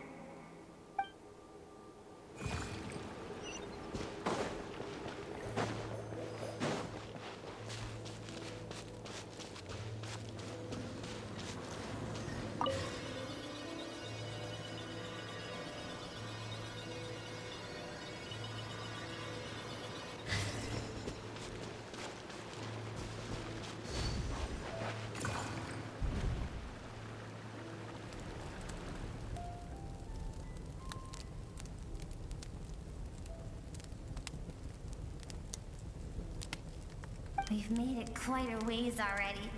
This is Skirk, when she first began training under Sertalodi. I have set your broken wrist. Tomorrow, you're to train twice as hard. No tears this time. Good. Attempting to garner sympathy through tears is a habit of the weak. A pitiful, useless ploy. Can I ask a question, Master? Why did you save me? I keep thinking, maybe it would be better if I had died. I wouldn't be haunted by that fire all the time. I wouldn't have to go on like this. I saved you because I have a plan for you. It has been too long since I fought a battle that demanded my full strength, and I hunger for it. Every so-called genius and prodigy I have faced has crumbled like sand underfoot. Before me, even fate bends the knee. So, I will teach you everything I know. Train you by whatever means necessary, in the hope that one day, you might surprise me. But I don't want to draw my sword against you, Master. What you want matters little. Among the boundless sea of stars, the cries of the weak are but faint murmurs that disappear into the void. You of all people know that well. Yes, Master. From that day forward, all she knew was grueling training, emptiness, and fatigue. After some time, her talent bloomed, and she gained control over her emotions, like her master. How should I put it? It was not that human emotion disappeared from her heart, but that reason came to dictate all she was allowed to feel. I suppose it was at this point that she became the Skirk you know today.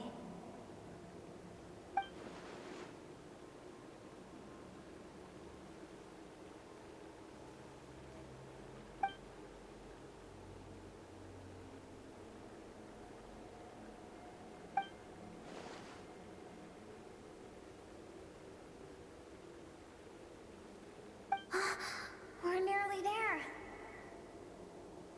I almost don't want to reach the end. Well, shall we? This is the final stretch.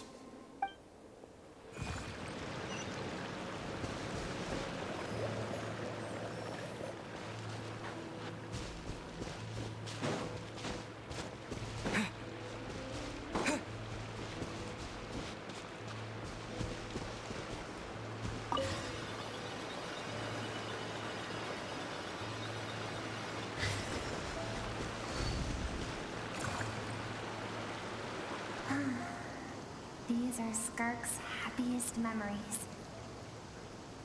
What a simple and carefree time it was. Wisps of clouds dotted the sky. The sun bathed everything in golden light. And when song filled the air, not even the shyest of flowers could resist swaying along. This is Skirk's homeland. She was so curious about everything as a child. Always skipping school to go exploring instead. There was so much to discover. The treasures at the bottom of the sea. The secrets beyond the stars. And that merchant ship packed with adults wearing those strange clothes. Yes, the ship. That was the beginning of the end. It was a spaceship. When it arrived, the people that disembarked wore smiles on their faces and spoke of friendship. They claimed to be merchants from a neighboring planet, looking to establish trade. Skirk's parents, her relatives, her neighbors, everyone welcomed the newcomers with open arms and allowed them to explore the planet. To them, the visitors were guests and should be treated with hospitality. No one had any idea of what was to come. Several months later, an army of unknown origin arrived without warning and carried out a ruthless campaign to destroy everything and everyone on the planet. Skirk had skipped school that day, like so many times before, so she was not caught in the immediate wave of destruction. But when she came home that day, only fire and ruin awaited her. Countless people cried out to her for help. People she knew and loved. Friends and relatives. The little girl who lived next door. The shop owner with the bad leg. The bad-tempered teacher she had made fun of just that morning. Their lives were discarded like worthless trash as the fire consumed one life after another. Skirk was helpless. All she could do was run. And so she did. She kept running until an unexpected figure crossed her path. If Sertology hadn't been there in that moment, the fire would have claimed her life too. And there she would have remained, left to rot in the scorched earth, with no answer as to why any of this was happening.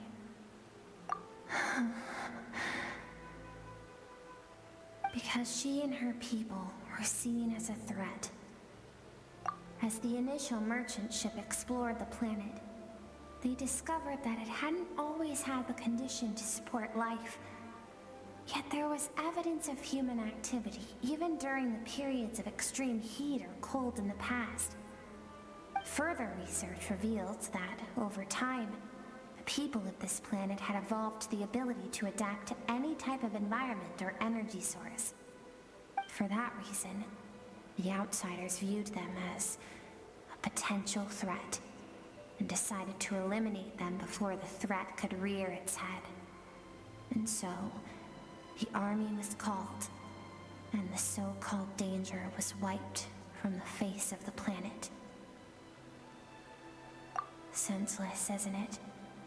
Deemed a threat because of a gift they didn't even know they had.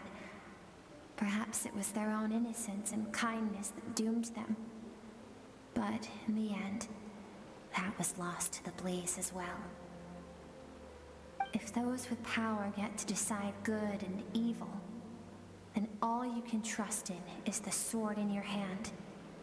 And so, before death could claim her, she ran. She ran and never stopped. No one wants to relive their most painful moments. Well, that brings us to the end of the story. This is as far as we can go. Skirk is waiting over there. For both of us.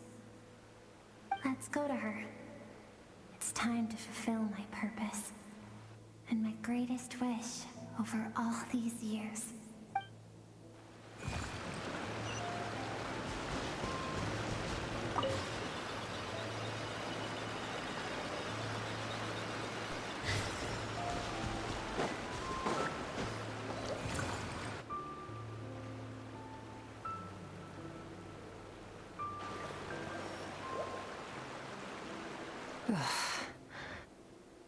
So all this, just so you could bring him here. I have things to say to you. Well, to me. I want someone to witness our reconciliation, even if it takes an argument to get there. And he is the best choice in this moment. Her suppressed emotional self. The version of herself she keeps locked in the recesses of her mind, stifled by reason.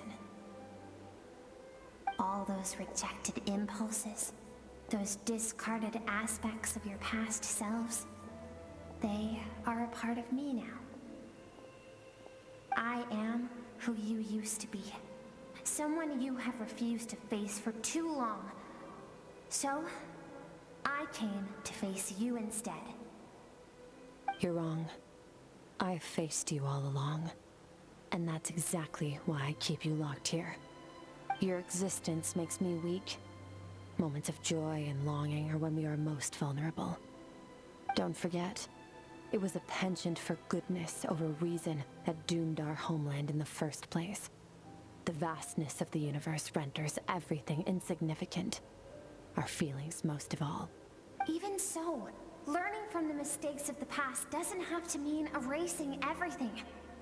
Strip yourself of your so-called weaknesses, emotions like kindness and empathy, and what makes you any different from the ruthless soldiers who slaughtered our people? The difference is that I'm doing what is right, what is necessary. I allow you to exist, but with limited freedom. That is the greatest kindness I can offer. I've shouldered everything you couldn't carry. I rose above the numbness and emptiness, and it was cold, unfeeling reason that brought me this far. It made me who I am. It made me strong. That is the problem. I want to shoulder those things together. On the grand scale of the entire universe, maybe our feelings are vanishingly small, but why should that mean they don't matter? Emotion gives warmth to the cold expanse of space. It gives meaning to the world around us. Think back to those nights of gazing at the stars, those afternoons of exploring the unknown. Think back and let them grant you peace. A brief respite from the pressure you put on yourself.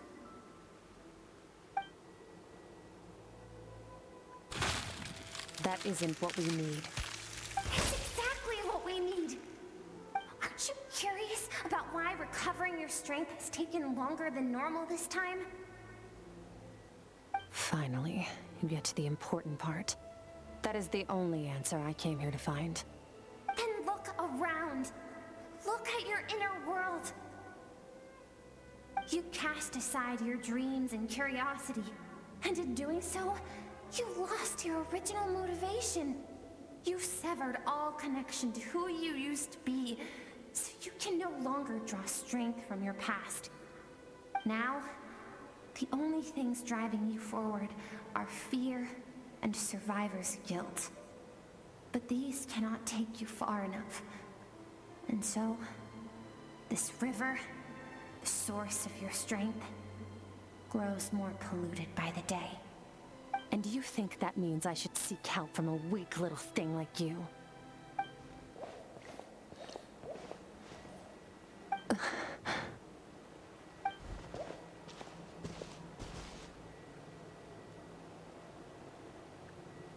Thank you for saying that.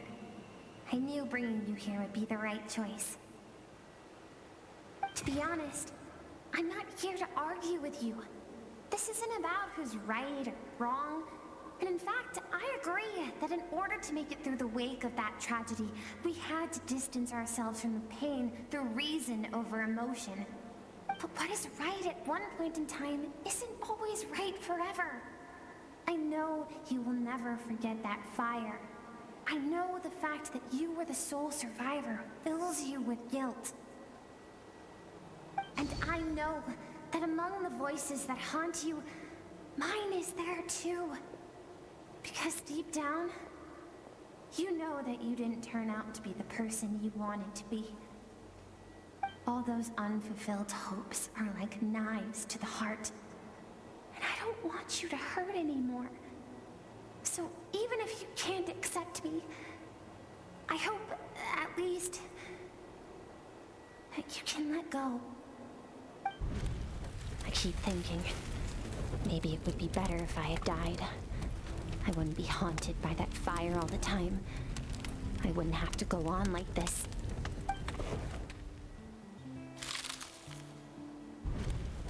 Your dad and I, we're not afraid to stare death in the face, but we need you to survive.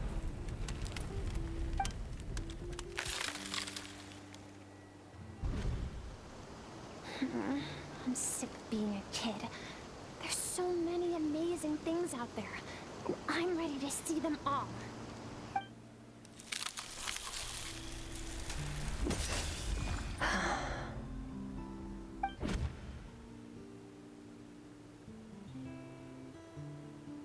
I remember. There was a song Mom and Dad always sang when we went out to fetch water. Dancing water. The sand along your path is begging for your song and movement. Will you carry this burden with you on your journey? I am not the dancing water, and you are not the burdensome sand. But if this is your wish, then I will carry you with me until the end. Thank you. I should be thanking you.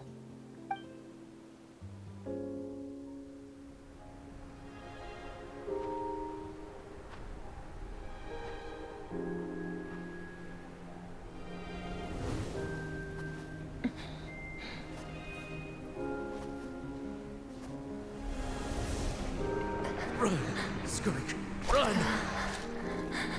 Remember, leave no one alive! Heed my words, Skirk.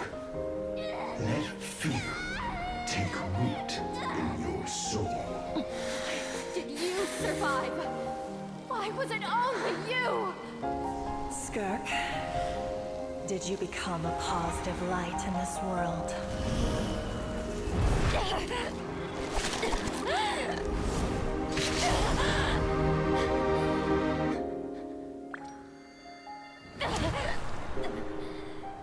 Hey, this doesn't have to be the end.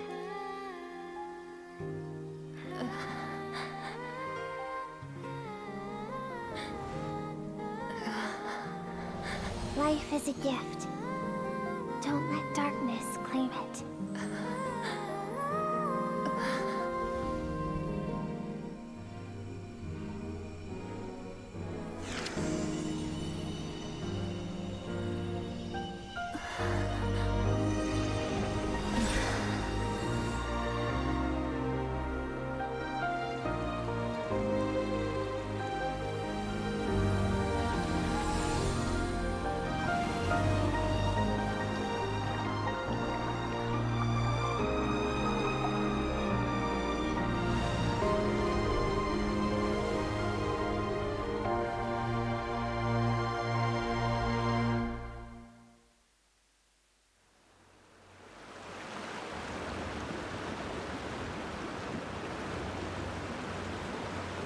So, you saw my memories then.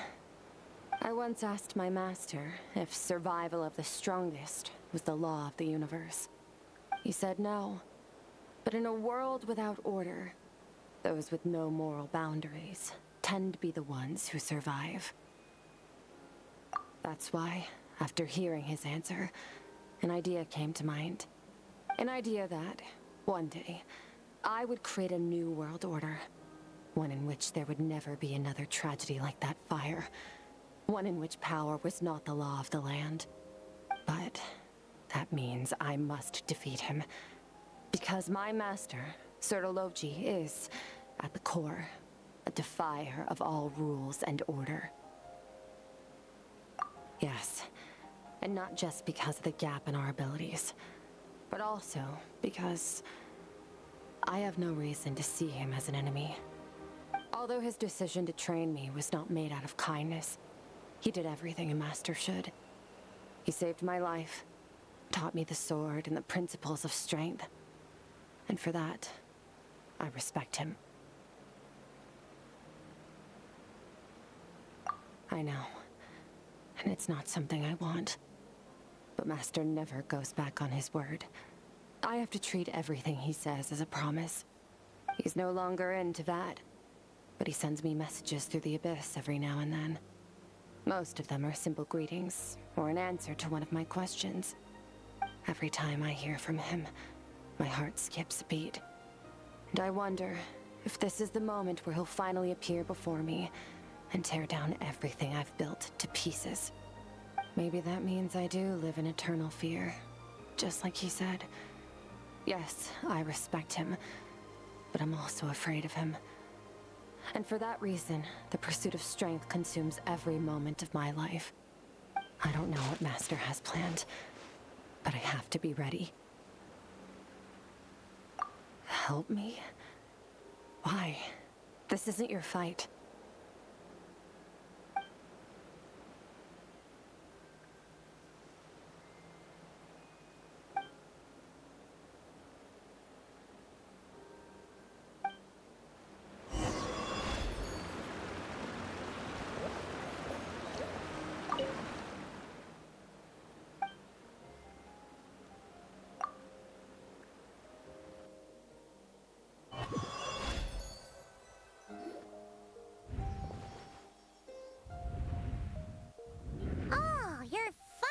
Awake! Honestly, Paimon was gone for like 2 seconds and then she comes back and finds you both unconscious? Oh, you scared Paimon half to death. You're both okay, right? What does it look like? Only water from the source can cleanse the rot and filth that flows from the past into the future. I taught you to incorporate the experiences from your journey into how you fight. I suppose what happened today will become an inseparable part of who I am. Okay, so Paimon feels like she's missing some important context. But whatever. Paimon brought back tons of delicious snacks. Let's dig in.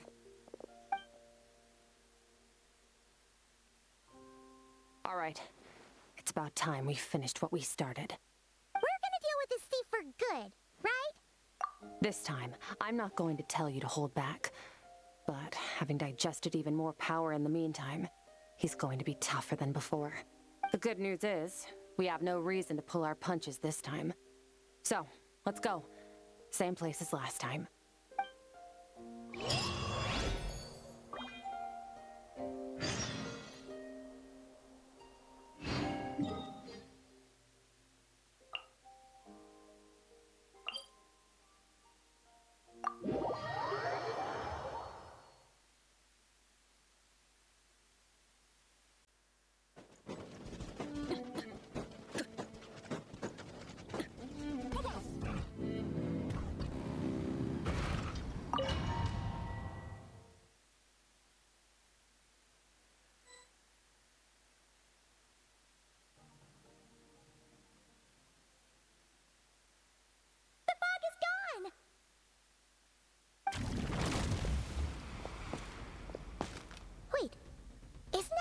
The all-devouring narwhal changed into? How come he knows that, too? Really? So, you're telling Paimon that giant whale and this guy can both turn into the fowl? How does that work? It's a subconscious instinct. Any intelligent being who longs for his level of strength is bound to mimic his appearance. It's a natural response after encountering someone as powerful as Master. To them, he represents ultimate power. We know the person before us has encountered Master, and we know he stole a portion of my power. So it's not surprising that he would assume this form. Okay. Oh, the closer Paimon looks, the more intimidating it gets. Nervalette isn't here this time, so it's up to us. He won't have the nerve to steal again after we're done with him. Let's teach this guy a lesson.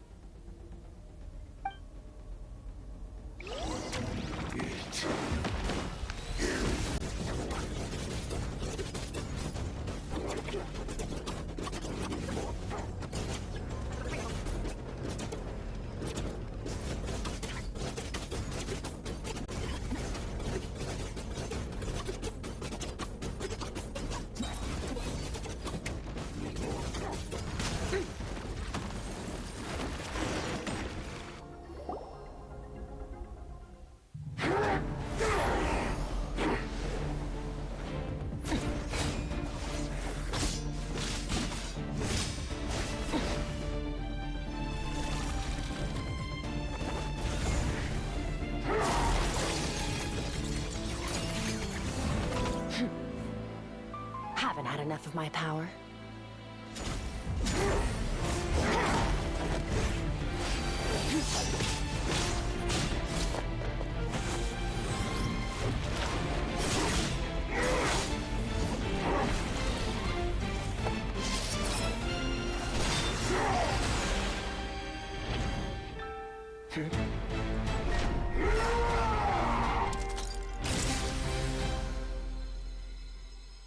Well then, let's see how much more of this power you can handle.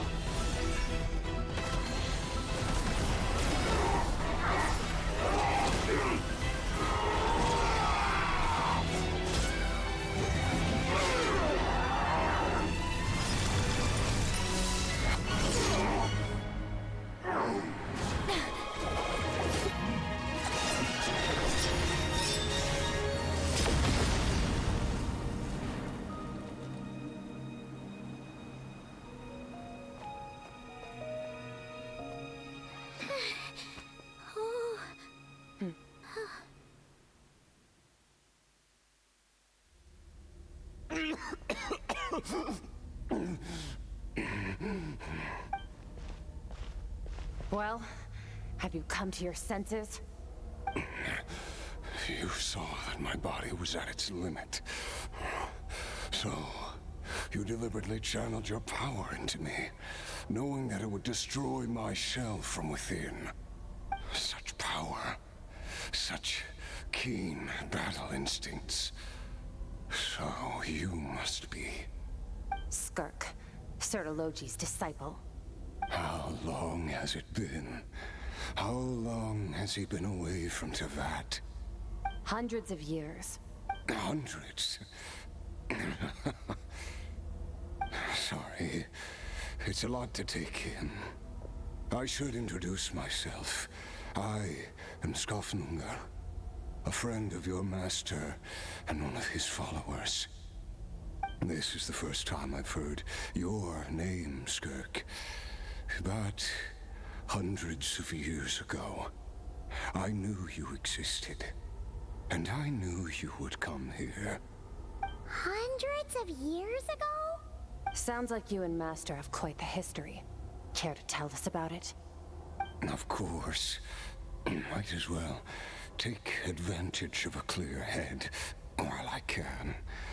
The story starts a long, long time ago.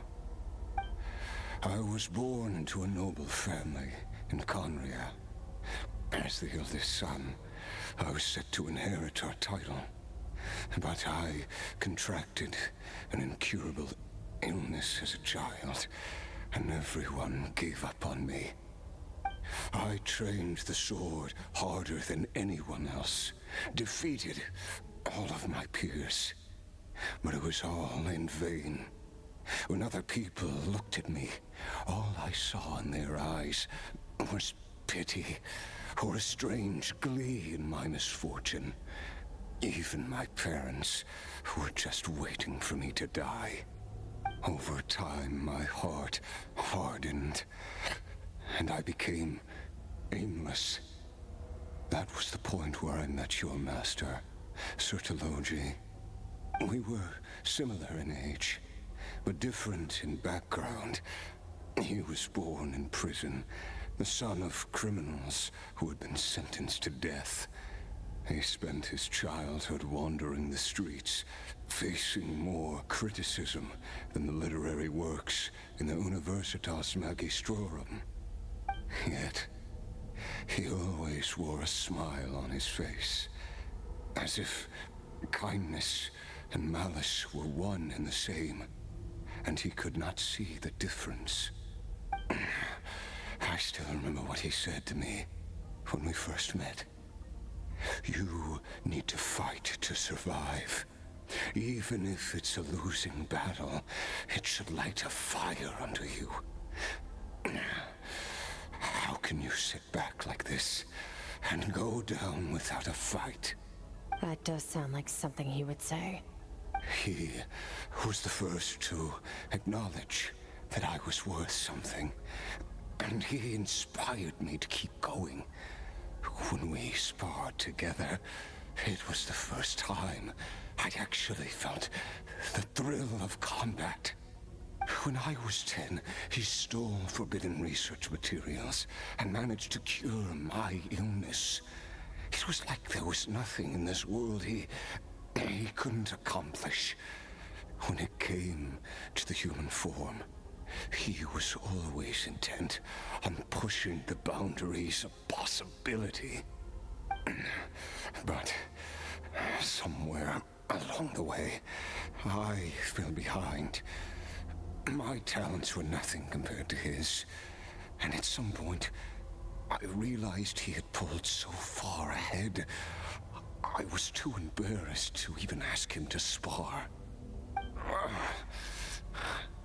After his grand endeavor was successful, he sought me out and said to me, "This planet no longer holds anything of interest to me, so I'm leaving. But first, I have an offer. I can use a power I have just refined to break the curse of immortality for you. Your death was once what we worked so hard to prevent. But the immortality you now face is a different kind of pain altogether." I'll pass. Immortality doesn't sound so bad to me. Since I can't die, it means I have an infinite amount of time to get stronger. Maybe I'll finally catch up to you one day, and we can spar like we used to. Are you sure? I cannot say when I will return. Your body, or rather, your soul, might not be able to withstand this curse. All I can do is try. After all, a wise man once told me, people need to fight for their own survival.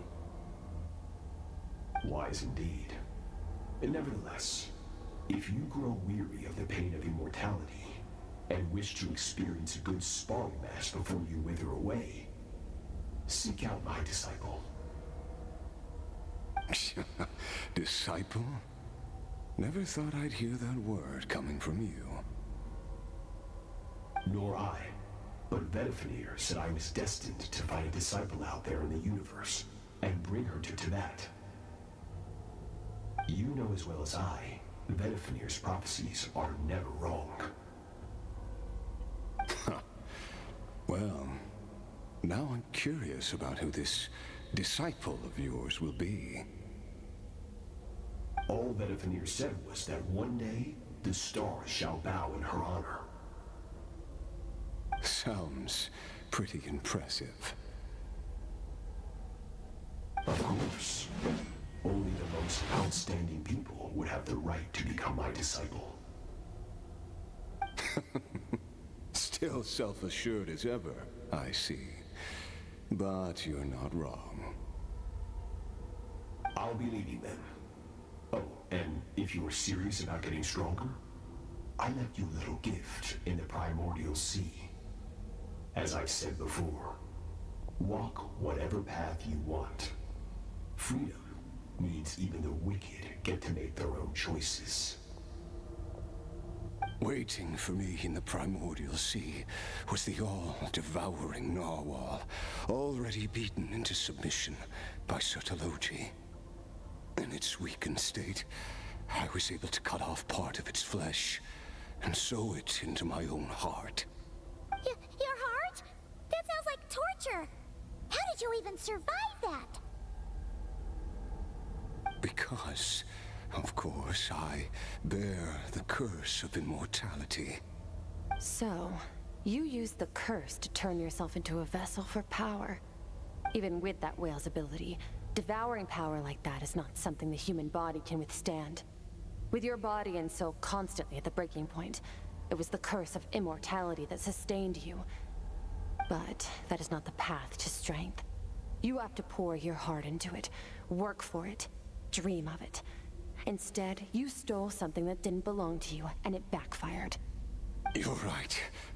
I should have known better, but I had already pushed myself to my limits, and He was still miles ahead of me. So I had to take a leap of faith. I miss your master. I miss the days when we were all together, troublemakers without a home. I don't regret the choice I made. But if you'll allow it, I do want to apologize. To both of you. After the beating we just gave you, I think we can call it even. You're an interesting one as well. Sertologi's disciple. That's a lot to live up to. It can't have been an easy experience. I know what he's like. He rules with an iron fist, using despair and fear to force you to catch up to him, all the while standing ever out of reach. We're like mountain climbers in the dark, never knowing how much higher we have to climb, or when we will see the sun again. True. But I made up my mind long ago. No matter how dark it gets, I will not give in to despair. I will overcome it. Besides, after hearing your story, I suspect what Master really wants is not a battle that demands his full strength, but rather a defeat without regrets. Oh? Since you're his friend, you must have some things in common. The first time we came here, when you stabbed me through the fog and stole my power, I felt no emotion coming from that spike. But when you had to devote all your strength fighting me just now, I could feel joy and passion emanating from your blade. It was the joy of a researcher discovering the truth of the world, the joy of an artist uncovering a temple of wonders. Interesting. I'm certain I didn't express those emotions outright. Yet you were able to read them from my blade, like a glimpse into my inner world. You're right. That battle brought me an unbridled sense of joy, and my defeat brings me no regret whatsoever. Exactly. I think Master also craves a battle like that. One where his opponent forces him to use all his strength, unlock the extent of his potential, and transcend his own limits. A battle to end all battles. After which, all can come to an end, including, perhaps, his life. For that very reason, good and evil are meaningless to him. He has one purpose, one goal: to complete himself. It's one of the secrets to his strength. Perhaps you're right. Perhaps that is his goal. What a battle that would be. Oh, to witness such a... Are you okay? Too many different kinds of power are surging through my body. The curse of immortality allows it all to coexist, but it does not remove the pain. I won't be able to hold on to my sanity for much longer. What a shame.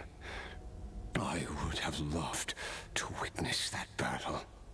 Sertologi once offered to free me from this curse. Now, I must ask that of you, Skirk. Can you release me from the pain? I can, but not through death, if that's what you were hoping for. It's not a suitable punishment for your crime. As an alternative, I can take your consciousness, along with all the power you've consumed, and smash it to pieces. The impurities will dissipate, and under the curse of immortality, your mind and body will regenerate. When that process is complete, you will be back to who you were before, no longer tortured by powers you can't control. But it will be a time-consuming and painful process. The decision is yours to make. I accept. Perhaps I'll wake up in time to witness your great battle with Surtology. I have faith that you'll be able to stand against him one day. Though I know it'll be a long and arduous road. If we are climbers in the dark, it appears the dawn has finally broken for me. But your ascent continues. At least, it looks like you are not alone on your journey. I will reach the top of this mountain, no matter what it takes. And you, Skofnungr, will be my witness at the end of all things. That's finally over. Let's get out of here. At least we don't have to make a mad dash for the exit like last time.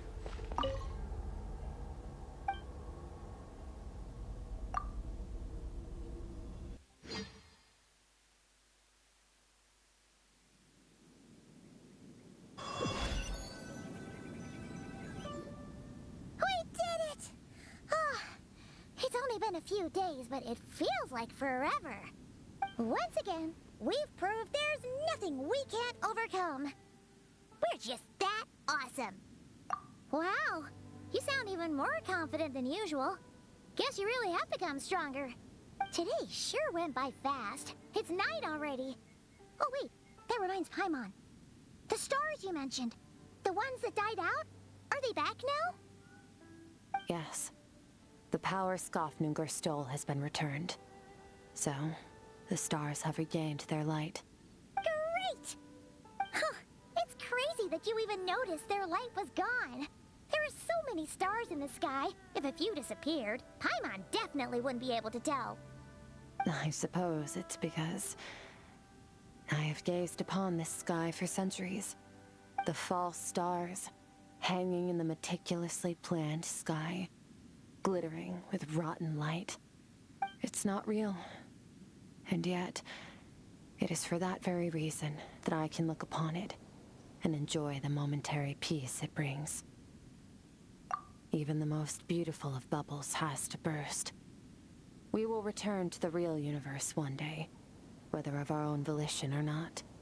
Time marches ever forward. Even the innocent and naive will taste life's bitterness. Yet through hardship, we grow, until we learn to seize the sands of time for ourselves, and uncover our true strength. Though we gaze upon a false sky, its vastness and majesty is palpable. One can only wonder, what is it going to take for kindness to reign supreme in the vast expanse of the universe? Ugh, this is all going over Paimon's head. But if she knows one thing, it's that the Traveler always finds a way. Ever since we met, he has filled Paimon's days with happiness. No matter how tough things get, he always finds a way to make it better. If it's too big a job for one person, then we'll do it with two. And if two's still not enough, then three. We've met so many amazing friends, and accomplished so many amazing things. As long as we don't give up, we can make any wish come true. I suppose when it comes to you, anything is possible. Well, I should be going. Now that my power is no longer isolated from my emotions, I need more practice to get used to it. I suppose fate will decide. Maybe we'll bump into each other on the street. Or maybe we'll reunite on a different planet entirely. Regardless, reunions and partings are but passing moments.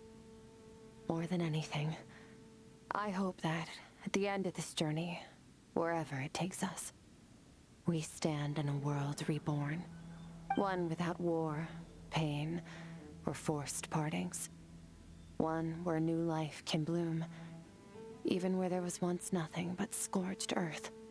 For this, we must all work to become stronger. Goodbye, Traveler. Remember your training. Make sure to put it to use. Bye!